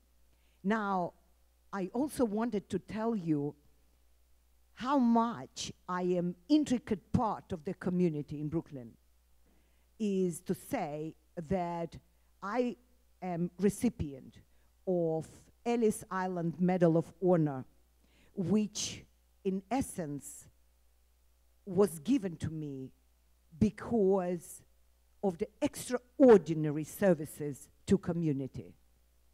So what we were able to achieve in the area that never knew better to give everything to them, to frail, to elderly, to people on the wheelchair. You don't understand. You have to see it to believe it. You have to come and you have to see what we have, what we were able to develop so that, and give it right there to the community. And for 22 years, this community enjoyed the services. New building was built and accepted by the state with the highest regard from September 2000. And today is September 2017. And we always dreamed to give more because the diagnostic services, the oncology services needed there, right there. So if you have any question, please do ask me. So, thank you, Dr. Levitt. I just want to understand, you said 22 years, but from 2000 to now, that would be I less than agree with 18 you years. completely, and believe me, I can count. I finished my residency in 91, and 92, I opened the doors to community. So from 92, Dr. the Levitt, same location. Could I ask you? Please. Right, so I'm trying to understand this particular site, you've been operating since 2000 or since 1992? Okay, since 1992. Okay. But we made the building happen and approved by the state and giving the privilege to have diagnostic and treatment center by the state in September 2000. And so the September 2000 facility we see today Right, was constructed right. On the base of 1992 practice.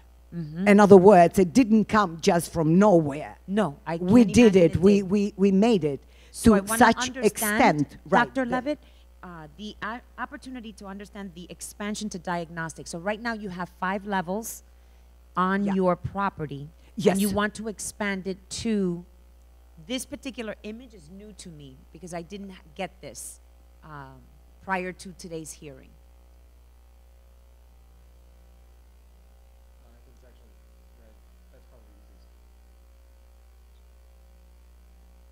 So now it has 6 floors. No. 4 floors? We reduced it from 5 to 4. 5 to 4. There's the 5-story base, and then there's the 4-story addition to the side. Mm-hmm. And is that a setback or is that another? No, it's at the side. Actually, if I could just have Richard Pierce, the project architect. Sure. Yeah, it's built close.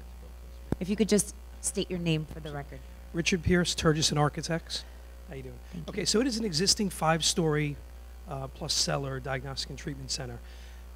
When I'm working with Dr. Levitt and Joseph. If you could speak probably- into the I'm mic. sorry. Lift it, yeah. I've been working with Dr. Levitt and Joseph about 15 years. We actually met 15 years ago. What they were looking for was to expand the existing building. They did accumulate a few lots adjacent, but there wasn't any interest in actually providing a separate building. What they were put this back down there. What they were looking to do was expand the existing building. One of the things they are looking to do is an ambulatory surgery center, a small ambulatory surgery center on the first and second floor. That would not be feasible in a smaller building. What they are looking to do is not only at the first and second floor where we can get a larger footprint, it's not only going to be in the existing building, in the new portion of the building, it's also going to be in the existing building at the first floor. So what you're looking at here, what you see as a 5-story building. Take the mic with you. What you see, this is the 5-story building. This is just penthouses for mechanical and the stairways going up. This is the 4-story addition off to the side and behind the building. The building currently ends. Building currently ends right there. So what we're looking at is a 4-story addition, and the main component that was driving this 15 years ago when we started the process was looking for an ambulatory surgery center, which you need about 7,000 or 8,000 square feet. We were going to end 1 floor. So what we were hoping to do was building the surgery portion on this portion of the building, expanding that, and then they were looking to expand their existing diagnostic treatment center on the upper 3 floors. And as far as the diagnostic capacity today, it's limited to what? So you mentioned an expansion where diagnostics are going to be more readily available on site. Yeah, What is it that you don't provide now that you're going to be able to provide with this expansion? So beyond what is ambulatory surgical, right? Yeah. So I heard that piece. Yeah. Today you don't do No, ambulatory surgeries. no. In the future with this addition, Yeah. you will. Yes, yes, that will enable to do multiple surgical procedure, which... He's just fixing the mic. I'm so sorry. No, it's okay. So multiple surgical procedure, which is really minimally invasive, that will enable us to broaden our diagnostic ability. That's number one. Number two, to develop more,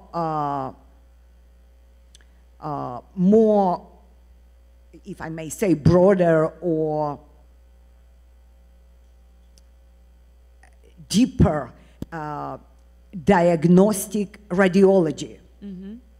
Which Like- right now, Which right radiology- now we do, but we have minimal. We have like X-ray, we will have mammography, that's it. And now You we know, will be able and, to and have... we will be able to have MRI, CT, all this that will be enabling us to do that. In addition to that, we believe that we will be able to do also more of oncology part. You know, for me, conceptually, as a doctor, this is enormous, enormous benefit because, you know, one thing, you go to the hospital. It's already stigma of being sick and coming towards cancerous problem, you know, and already everybody around knows, oh yeah, she goes to this hospital because and all. And here you go to a place, well, I mean, people go there for different reasons, you know. So it's also kind of removed the stigma, and it's much more kind of private, you know. And Could I just ask you, Dr. Yeah, yeah. Levitt, you mentioned oncology. Are you providing oncology services today? okay, we provide, not we, but it's provided in Brooklyn, but it's not in Brooklyn by different Providers. providers. But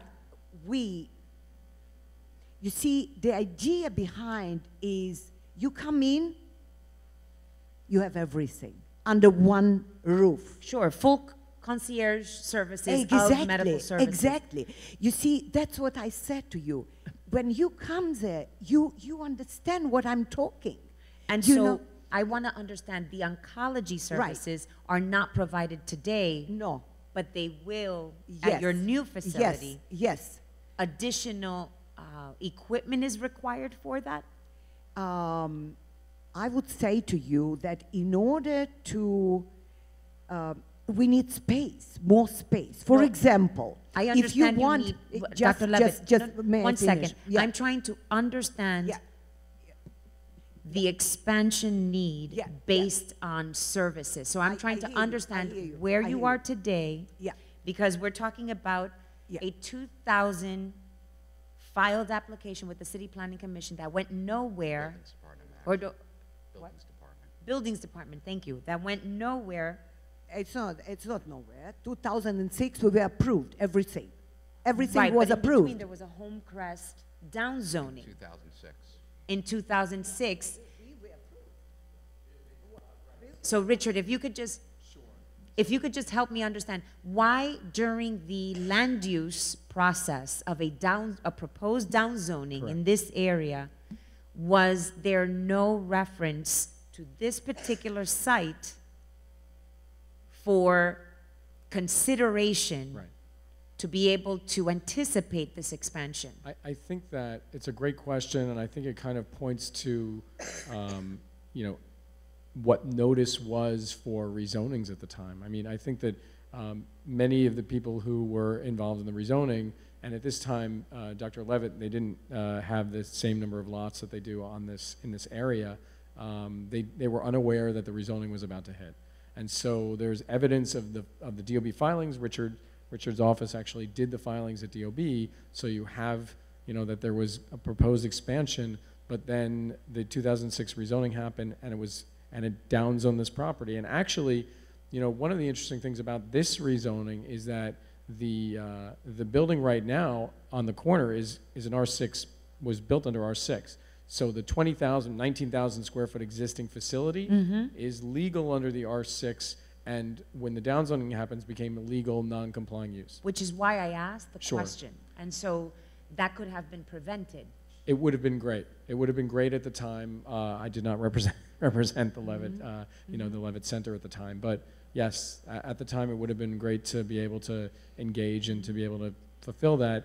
Sadly, it was not. That was not done. And so now we're trying to fix that. And so now part two of my question is, why is this not going to BSA for a variance as Sure. opposed to a rezoning?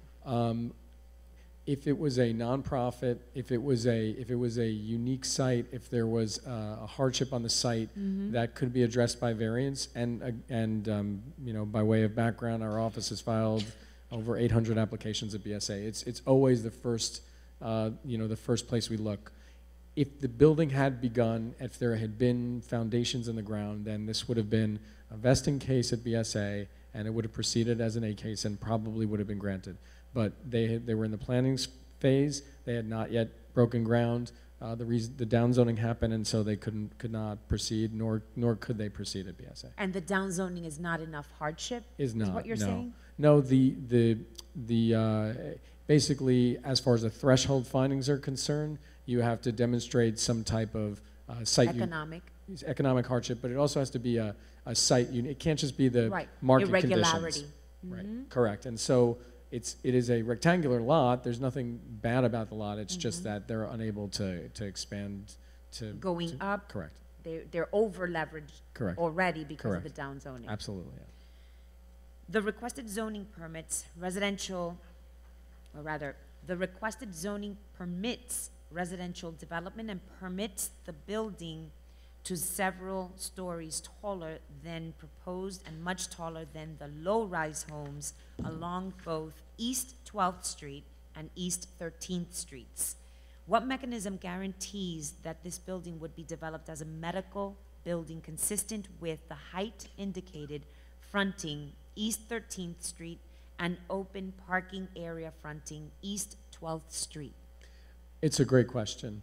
And I think that the first thing you look to, because we are involved in a lot of rezonings, is the history of the site and the history of the applicant. And so when you look at this site, and I've highlighted the site in red here, the history of the site is such that the Leavitt Medical Center opened in 2000. There were plans on file and have been on file at DOB since as far back as 2003 for the enlargement. And so from an anecdotal standpoint, you see that there's been a demonstrated desire by the applicant here to do medical office for the last 15 years at the site. Richard, were the plans based on these 3 lots, or were the lot configurations There different? were plans on they were on the 2 adjacent lots to the south of the existing Can you building. take the mic? Oh, sure. And just point to what you're referring to. Sure. So the enlargement was always intended to take up these 2 lots. At the time, this lot was not part of the enlargement, but that would not have been necessary given the R6 zoning. So you're saying that the 2000 DOB application Correct. did not reference the left side? Did not, no. Can you cover that and just Sure. show me Right. exactly what we're... okay. Exactly. So it's kind of that backward L. A complete L. Correct. So with regards to the evidence on the record, it's basically that Dr. Leavitt is clearly not a residential developer, has no interest in the residential development here. But I think more importantly for this site, when you take a look at the assemblage, just to the south of the red area, and I'll go back to the map for a second, this site is also part of the assemblage. It's owned by the center.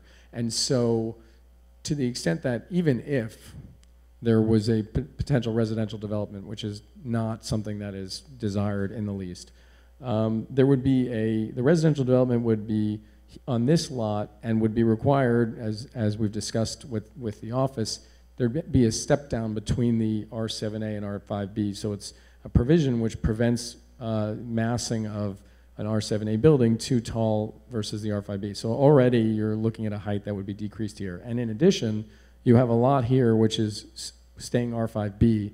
And so to the extent that, and is owned by the applicant, so to the extent that there was any development here, this would act as a buffer of their own property. So, I mean, I think those are the kind of the anecdotal reasons why we're, why it's,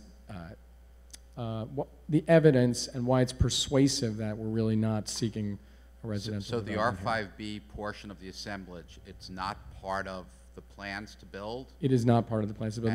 In fact, it would be demolished, the building there, and parking would be provided on that site. It's a 4,000 square foot site.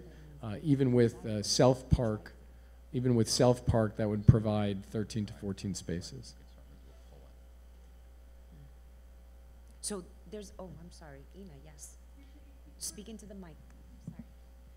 Sorry. Richard, for clarification, if you could refer to those 3 lots, the 2 outlined in red and the one south that's also owned by the applicant, and state the numbers of those lots? Oh, sure. Let me do that right now. Thank you, Ina. Thank you. And I have the tax map in front of me. The lot on which let's go right up to the map actually. The lot on which the development is located, not going to work. Excuse me. No, I don't need those. No, it's okay. It's all blurry. Yeah, exactly. It's been a long day. The lot on which the development site is located is lot, excuse me.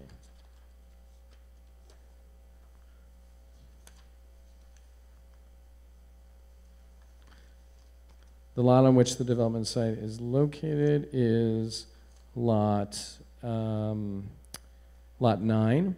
That's the 4,000 square foot corner lot on which the 5-story existing facility is located. Lots 12 and 13 are the 2 lots which appear immediately to the south of the development site.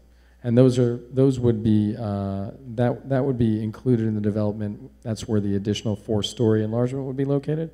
To the west of the development site, included as part of that assemblage, is lot 75. And that lot would be used also for parking for the site. That's where 6 spaces would be provided. But the other lot into 5B you talked about before, Correct. is that part of the development? It is part of the development site. It is not part of the rezoning. Is it part of the filing for the Department of Buildings that is the parking locked in through the filing at the Buildings Department Not, to be a parking lot? not formally. So it's not required? Correct. It's provided parking? Correct. So again, what guarantees in the out years, because the zoning application in itself, Sure. everything you're describing, right, the parking is not guaranteed, the height is not guaranteed, what locks it in for us? Right, How so- might we lock it in outside? Totally understood. I mean, I think that, and I'm happy to discuss this further with Dr. Levitt and Joseph and resubmit on this, but to the extent that assurances are desired, you know, we'd be happy to give as strong an assurance as possible that this is really what's intended for the site. I mean, the truth is, I understand this because obviously communities are always concerned, but I think given the amount of time and effort that Dr. Levitt has put into this application, which now amounts to over 10 years, you know, all with the plans considered, I think that we'll be able to do whatever it takes to make the Borough President's office satisfied that the only intention here is for a medical office. In certain ULURP applications, our recommendations, you go through them, have talked about the idea of a legally enforceable mechanism. Understood, understood. The 14 additional spaces, in addition to 6 spaces, all of that is going to be two different parking lots? Correct. And So adjacent to the site and as part of the rezoning, you have lot 75 to the rear of the site, and that would be approximately 6 spaces would be allocated there. And then in addition to that, on lot 14, immediately to the south of the development site, you've got a 40 by 100 lot, which would allow for, I think, 14 spaces. With attended parking. No, actually, with you'd get, with 300 square feet, you'd get 13 Again, spaces. lay out the spots and see how you Okay. get them to fit. Because That's fine. with a car, typical spot being 8.5 feet, you take 100, divide by 8.5, Sure. you're already down to more like, you know, I think so. So from a Department of 11 Building spots that standpoint, way.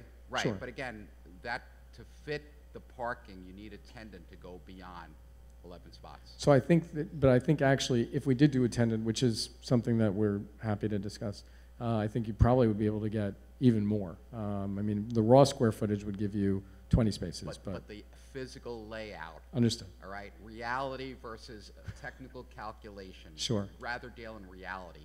Absolutely. So we're happy to lay that out and demonstrate that. Richard, can I just ask, as far as, you have a through lot, right? Correct. I know that our Richard here, has explained it, but I want to just understand for the record, this particular, I believe it's lot 75. Yes, If you could point to it, sure. and then that's on one side, that goes up through 12. Correct. So that typically seems to be a perfect alignment for parking for patients to be able to move in and out around, almost like a drive-through as opposed to what is congestion. I don't see how ambulettes could let patients get on and off in front of without congesting what would be the roads. Is that part of how you're designing what would be ambulette services for patients to increase what is a customer service Understood. in regards to what would be accessing parking and alleviating road congestion? So, and I'm going to defer to Richard Pierce in case he'd like to discuss this with any particularity. But I would just say that that the raw parking spaces, 6 spaces, would be part of lot 75. While that would, in theory, provide access to the site, the way that the physical requirements of the surgery center are such that that actually is earmarked to be the rear of the surgery center. It doesn't provide an easy access way within the building itself. I know that that the frontage on East 13th Street have no parking, so there's an area for the ambulance to pull up. But I would actually just ask Richard if you want to just kind of briefly discuss this. Yeah, what would really help, and if you could get it to our office, floor plans showing, for example, what's being displaced on the 1st and 2nd floor to create the envisioned ambulatory medical. Yeah, we have that. Right, and then you know, showing the reconfigured. Okay, we do have the proposed and existing preliminary layout of the surgery center. To answer your question about the pass-through from 12th to 13th, the main part of this application was we needed a larger floor plate. The first floor, when we don't have to deal with setbacks, we don't have to deal with lot coverage, we're able to build the entire portion of the first floor. If we had that as, unfortunately, as a pass-through for the ambulette, we wouldn't be able to provide the program on that larger first floor plate. So just indulge me here for a second. Yes, and again, just right before we do that, there is a dedicated no parking zone for an ambulette drop-off directly in front of their entrance right now.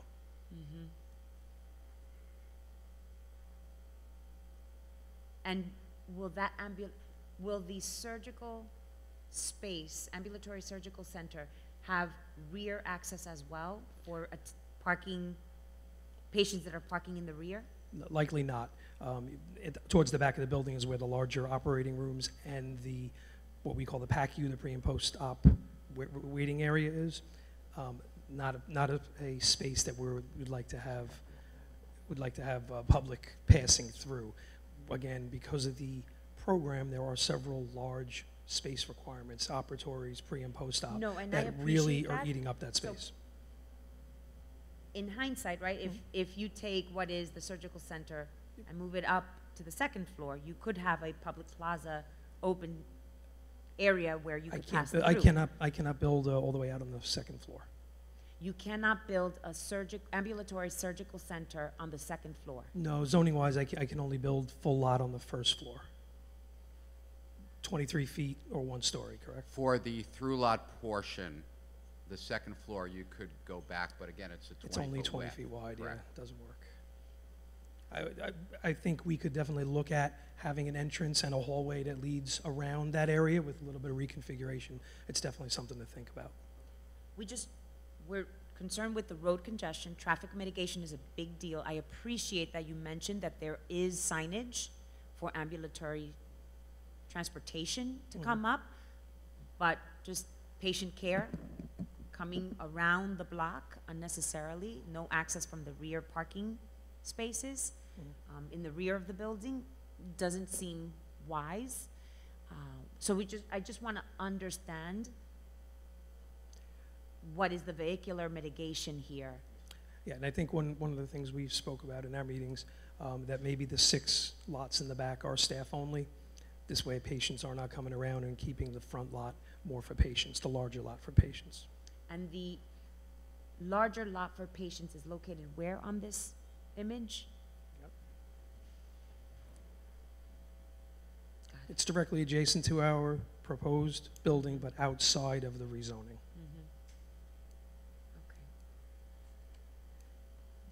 The extent of the proposed rezoning would promote the demolition of perfectly sound residential buildings that were downzoned from R6 as part of the 2006 Homecrest rezoning. That zone was extended across Avenue P as part of the Midwood rezoning that same year. Why were these lots included in the proposed rezoning? So we've discussed this at length, right? In the beginning, as far as trying to understand why was this not presented in the Homecrest rezoning of a downzoning to have avoided what would be this length of time that was unnecessary. That's correct. And process, and the fact that the downzoning basically created a non-compliant building on the corner, which you know, was really unnecessary at the time. So there are 3 residential homes on East 12th Street. Between East 12th and Coney Island Avenue. Oh, I know what you're referring to. You're referring to this, though. The ones on the western portion of the rezoning. Okay, so the R7A district is drawn from Coney Island Avenue, and so in an effort to connect the zoning districts, this is at the Department of City Planning's request, they asked that we include these three-story residential and community facility buildings within the rezoning area. It is as I always say, in the interest of the applicant, to keep the rezoning as limited as possible, and the department's interest to create context. And so they chose to connect this to the existing R7A. It's not part of our development plan. We don't own the sites. That's what we've got. And the R7A, you're asking for a depth of 140 feet. Correct. But you're saying you're not using all the rights, and in fact, on the East 12th Street side where you own and you're not building, is there a reason that needs to be 7A for your zoning envelope? If that lot and the lot you don't own next to it were left R5B, would that alter your application in terms of your It bulk?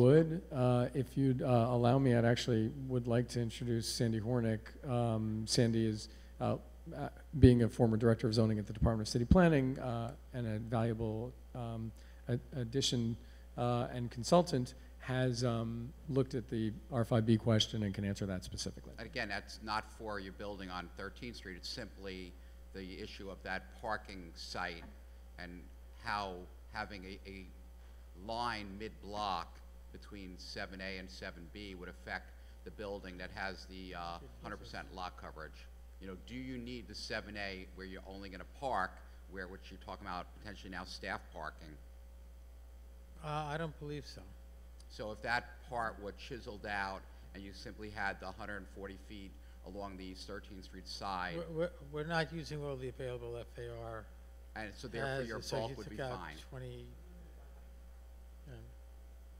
If that could be said on the record. You're- but- we're limited by height on our building site. Right. Because we're adjacent to an R5B Right. district. So you would still get the 100% one-story filling out the full lot if the property you owned as parking were to remain R5B. Richard, I think it'd be our preference to submit on the record. Obviously, we're prepared to discuss some of the specific questions with regards to the choice of district, but I just don't want to misspeak on the record. And Sure. it's No, something which if we'd like you to need do. more time to respond, that'd be great.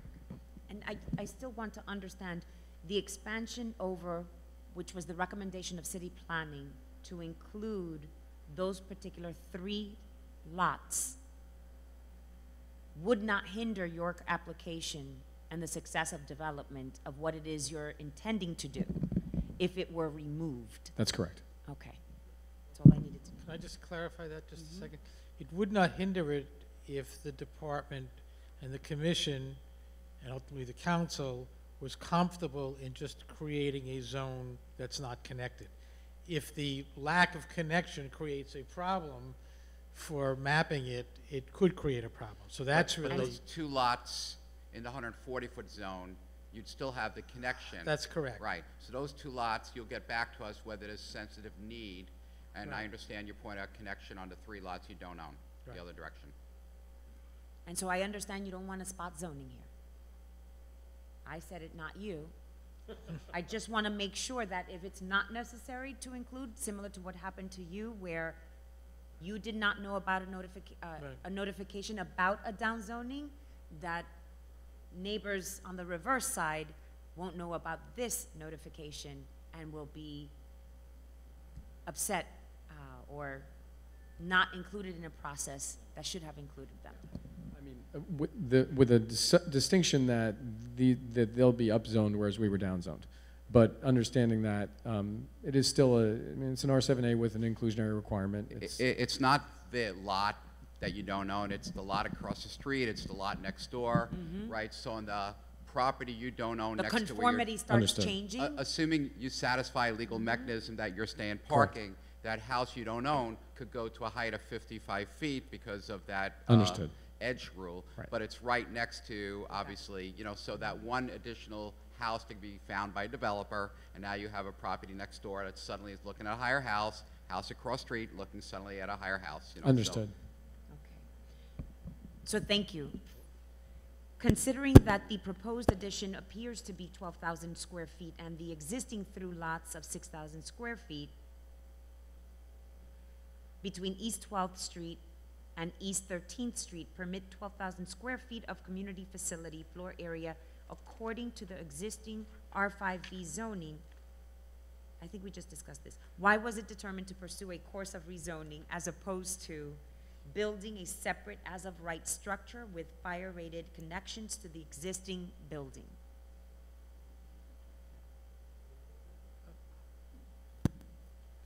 say that again. So we want to understand, why was this not an as-of-right structure with fire-rated connections to the existing building? As we, I think one of the first points we brought up, looking, if we did it as a separate building, and especially on the smaller lots, we would not be able to get the program requirements in for the, what was originally intended, the ambulatory surgery center. The other thing is contingency with the existing building, that we're actually using portions of the existing building because we need that extra space. Yeah, no new vertical circulation within our space. We're using the existing elevators. I believe we have one new stair going in, or portion of a stair, but we're using the existing elevators and stairs to maximize this floor plate. And the actual access from the existing building to the ambulatory service center will be seamless from the interior? Correct, same level and all interior access. So there's no separation wall between the buildings? Like a... No, there are. I mean, we have an existing structural wall at the end, so we will have But some sort entry of, but and we will exit. be entering through the building, correct. The nearby streets have limited parking opportunities, and I think we did this as well.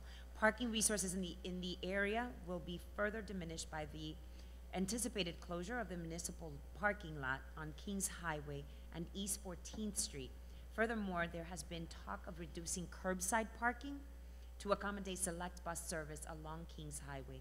With regard to the development site, it has been reported that East 13th Street, adjacent to the medical center, is at times so congested that it is impossible to drive through this narrow street when patients are being picked up or dropped off by waiting cars or ambulettes. So we discussed this. I just want to make sure that we get a layout of how you're going to address this. Signage alone does not address this. We're happy to provide that. Given these conditions, what strategies would be implemented to reduce traffic congestion already associated with the medical center, as well as additional traffic that might be induced by the proposed addition, is what we're looking for. Okay. The proposed addition extends between East 12th Street and East 13th Street. I understand that Community Board 15 has asked about the possibility of creating a driveway, it's like a great minds think alike, between the two streets to facilitate drop-off and pickup of patients. What is the applicant's thinking in terms of pursuing such a solution? And I think we're going to submit plans, we're going to submit floor plans and make every attempt to, if we can't go all the way there, to at least mitigate somehow so that we can have a little bit more of a seamless drop-off. Adams' policy to promote the use of sustainable and renewable energy resources focused on advancing a sustainable future in Brooklyn. It is also President Adams' policy to promote practices to retain stormwater runoff. For the proposed enlargement, what consideration has been given, possibly in cooperation with the Department of Environmental Protection, the Mayor's Office of Sustainability, NYSERDA, or NYPA, toward incorporating passive house construction, solar panels, blue-green or white roof covering permeable pavers and or rain gardens, especially in the frontage of your building? Yes, we would be designing everything to the New York City Energy Conservation Code. We try to implement as many items as we can. We have a limited roof that is unfortunately going to have a lot of equipment on it, specifically special HVAC for the surgical area, but we would definitely implement a white roof. We would be probably retaining some stormwater up there on the portions of the roof. What I've done in similar surgery centers is we try to do LEED interior. I've gotten LEED silver on several surgery centers. So what we can do on the interiors, unfortunately, a building like this, it's tough to, a program like this, it's tougher to implement some of the surgical things. Some of the typical energy conservation items. We won't have windows in the surgery areas. It's not a desire, but they will. We would do anything we can, high energy efficient lighting, controls, etc. would definitely be involved. The limited site work that we have, remember we're only talking about a 40 by 100. We are building on the entire site, so we will be retaining some of the drainage, on the roof to meter it out. But since you have the two parking lots, Correct. right, 20,000, I'm sorry, 2,000 on one side, 4,000 on the other, if you could also talk about what you might be able to do in terms of maybe permeable surfaces, you know. We would attempt to do permeable surfaces, and we would obviously have dry wells, keeping all the, any rainwater and stormwater on site. And as far as landscaping, We're pretty much taking up the entire lot for the building itself. The parking lot, we're required to have some buffering between the residential and our parking, so we would have that. In the back, there's not much in the way of landscaping on our portion of the site beyond what's required for designing a parking space. If you could submit drawings so we could see how you intend to do any landscaping on the parking or fence that might also help with the aesthetics. Absolutely. Sorry, just a follow-up question. Can you explain what you intend to do with the rear yard that's going to be on top of the first story? It's likely going to be used for mechanical equipment. Okay, so that entire rear yard you think will be used for mechanical Yeah, equipment?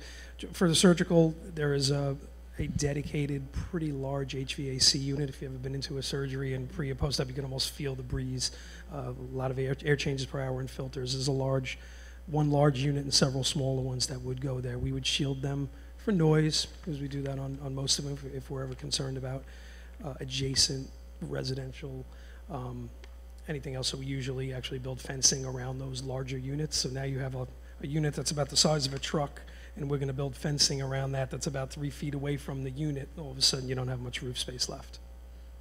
could I just go back to the image that you had shown us of the design? Okay, so it doesn't have any landscaping or trees or rain gardens demonstrated in the image. Is that going to be incorporated? We could look at what we could do on street trees. Everything, we're built up to our property line, so there's not much of an opportunity to do any landscaping on our portion of the property. For the addition, we do have the area in the back with the parking and the Right. adjacent site that would be parking. We could So look you into can that. request what is a rain garden in front of the property Okay. through DEP. Okay, definitely. And so it's a maintenance that you would have to be willing to do so that your custodian is not just taking care of the interior and perimeter of your building structure, but also taking care of what would be a rain garden, just making sure that there's no litter. But the City of New York, through DEP, is encouraging private property owners to be a partner in making sure that we're developing these rain gardens in front of private properties. Okay. I think So that's it's something a we could definitely commitment as look far into. as Dr. Levitt is concerned and her custodial staff to make sure that it's maintained. Okay. And with the rooftop, because you're going to have this equipment above, which may be fenced in, having also illustrations that give a sense of the equipment and the fencing, because, for example, on the one-story element, half of it, yes, your parking lot, but the other half of it, the southern half of it, you have the house behind it, which may or may not end up with R7A rights, so it may stay a while, you know, so plus with the parking lot, the visibility to the yards further south, you know, so to get a sense of what the aesthetic is of what people will be looking at. Okay, we could definitely do that. We do have a few I don't know what, to the renderings that we can provide, yeah. Just showing the massing. I don't know if I show from the back corner because it's really not a realistic view, but we can definitely show that. Right. Yep, we can. As mentioned earlier, it is Borough President Adams' policy to maximize good quality jobs for Brooklynites. Please outline what steps would be taken to ensure the inclusion of and participation of minority and women-owned businesses, as well as local business enterprises in the construction process, as well as post-construction on this site. So I think I would start by reiterating a point made before with regards to employment at the site. Dr. Levitt is actually extremely proud, and her eyes kind of light up discussing the fact that of the 200 employees at the site, Lord, I think the number's over 90% are women. Yeah. Correct, correct. Led by a woman. Right. So, so as far as, you know, I mean, I would just say that generally with regards to a commitment to local hiring, both within Brooklyn and within the local community board, as well as women generally, there's a very strong commitment. I think we'd like to kind of respond in writing with regards to potential MWBE and local hiring during the construction process. It's not something that we've necessarily gone down the road on. And the nature of the enlargement is smaller than most other projects we bring forth to the Brooklyn Borough President's office. It's only about 12,000 square feet, but with regards to what we are doing, we'd be happy to talk about that and present that. And as far as hiring opportunities are concerned, as they arise, how does the medical center go about filling such opportunities? What steps might be taken in the future to promote locally based hiring? Additionally, what efforts will be made to staff locally? And I guess the best way to answer that is to give the name of the person that people should follow up with, as well as the contact information, phone number, email, address. In other words, of existing people? Well, Of existing people? future opportunities for hiring, as well as any, because you're being recorded, video recorded, and this will be appearing on our website, the One Brooklyn channel, YouTube channel, and people view it for review of whatever applications have arisen during these hearings. And as they hear the actual testimonies, there will be interest in follow-up. And so we want to make sure that the question of local hire, as well as procurement opportunities, post the construction phase, as well as Post-construction phase. post and during. And during.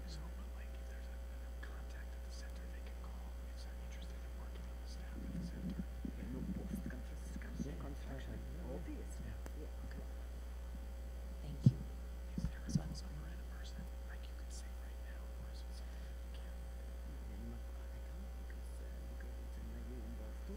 And it's also union.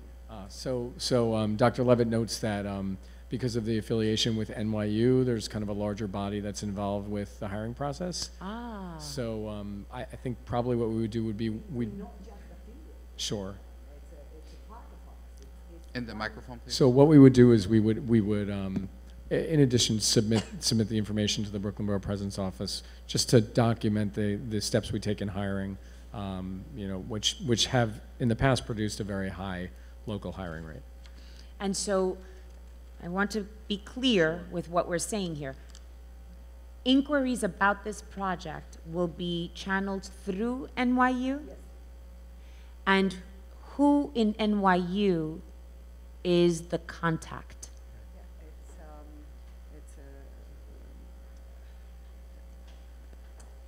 how do you call it? It's a hiring body. Как это называется? Это HR. right. Human resources. It's human resources. You know, it's simply human resources. So, Dr. CFO Levitt, if you yeah. can just do me a favor, because Right. NYU has a lot of interest in coming to Brooklyn. But that cannot just be for their benefit. It has to benefit the borough. And so we want an explicit contact at NYU. Absolutely. A VP, Vice President of Government Affairs as well, that will handle what would be our inquiries as they come in. Yeah, and I also wanted you to know, please, that we are, majority of our people are member of the union.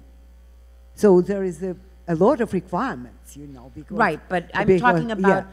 you know, your sonogram technicians, your radiologists, your Right, nurses, right. your assistant medical, you know, billing, all these different hiring opportunities in Brooklyn because of this expansion should be tied to opportunities for the public of Brooklyn, the residents of Brooklyn, Absolutely. to know about If them. you look on my presence roster, I mean, you will see, I mean, people around us. Those are the people that working with us. And this is for years. Nobody leaves our place. So we're talking about the future. No, provide, yeah. Thank you. Thank you. And so, You have the speakers. I'm sorry? You have the speaker slips now. Yes.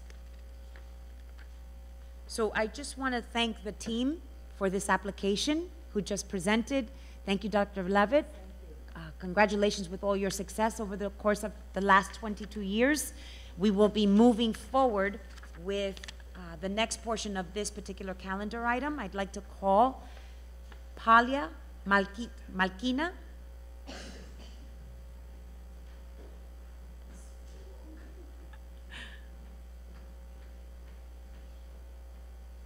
Good evening. Good evening. I'm the residence in 1672 East 12th Street for the last 24 years. 23 years ago, 1993, I visited Dr. Levitt's office.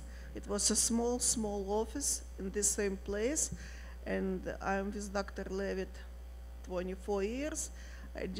I don't know anything about rezoning, zoning. That's not what I understand. I know that I did have a problem with my spine.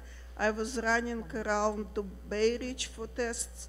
I did go with my big pain to Manhattan for tests. And like a resident, I know only one. If I will have everything in one place, and if it's gonna be helpful around corner of my house, I will be happy.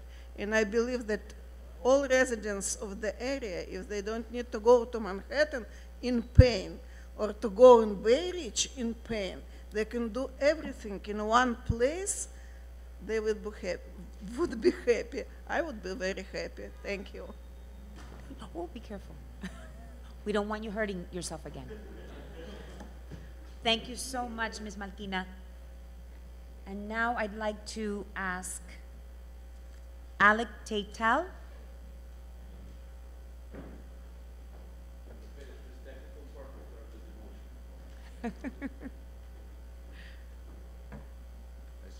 I scribbled some notes, so I'll be very brief. So my name is Alec Tatel.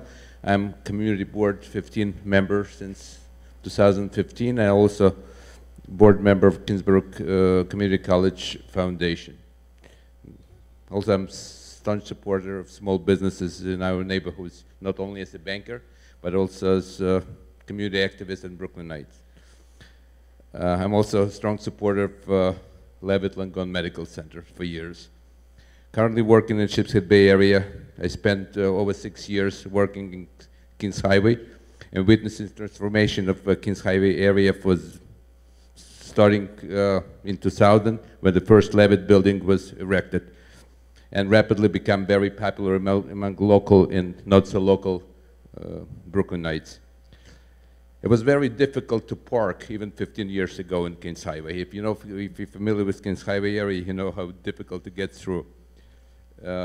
Even though Kings Highway is very well connected to other parts of Brooklyn via public transportation, it's probably impossible to navigate starting probably mid-2000s. Concern of some board members that proposed expansion do not have a parking spaces for patients is laughable because there is no parking space in Kings Highway as it is. And it was my dismay that I heard arguments against new expansion based on only lack of parking spaces. Well, only one argument that community board 15 members who were against the project presented at the community board hearings.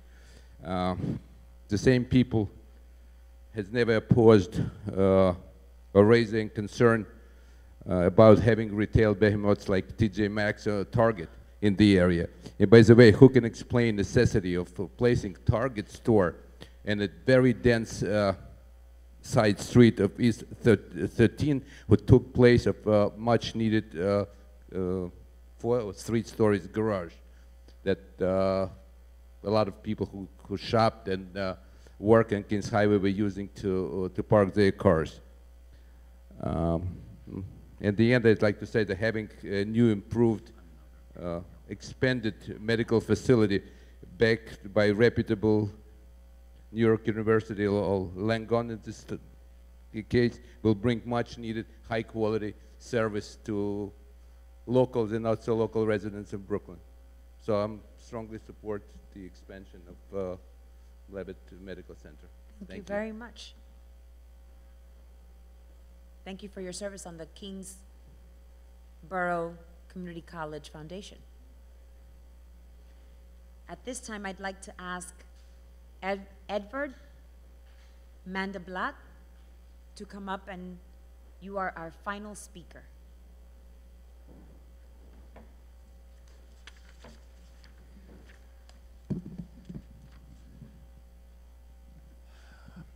Good evening.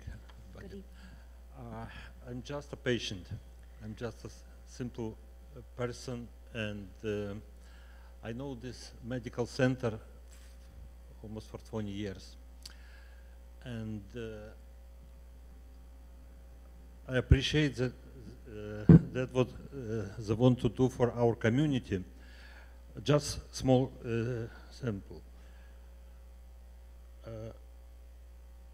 Just to do a surgery now in Manhattan or in other hospitals, 70–80% of doctors are not accepting any insurances. You should pay cash. Go to the hospital special surgery, more than 90% they're not accepting any insurances. What these people want to do, they want to bring to in Brooklyn the best medical doctors for our service. And I think we have to do, all of us, everything to help us to build this building and to have the service in Brooklyn, to bring the Manhattan in Brooklyn. I appreciate what you're doing, and you ask very smart and very relevant questions. But this team which is involved on this construction, I think they will be able to resolve these questions. Thank you. Mm-hmm. Thank you very much. At this time, if I see no other individual in the public eager to testify, I will close this hearing. Thank you for participating in this public hearing. Borough President Adams will review the applications we heard today and will soon submit his recommendation to the City Planning Commission. Borough President Adams would like to take this opportunity to remind everyone that the City Planning Commission will hold a public hearing on this item as well. The hearing is now adjourned. Borough President Adams would like to remind those viewing on the website that timely comments can be submitted by email to askeric@brooklynbp.nyc.gov. Thank you. Have a great night.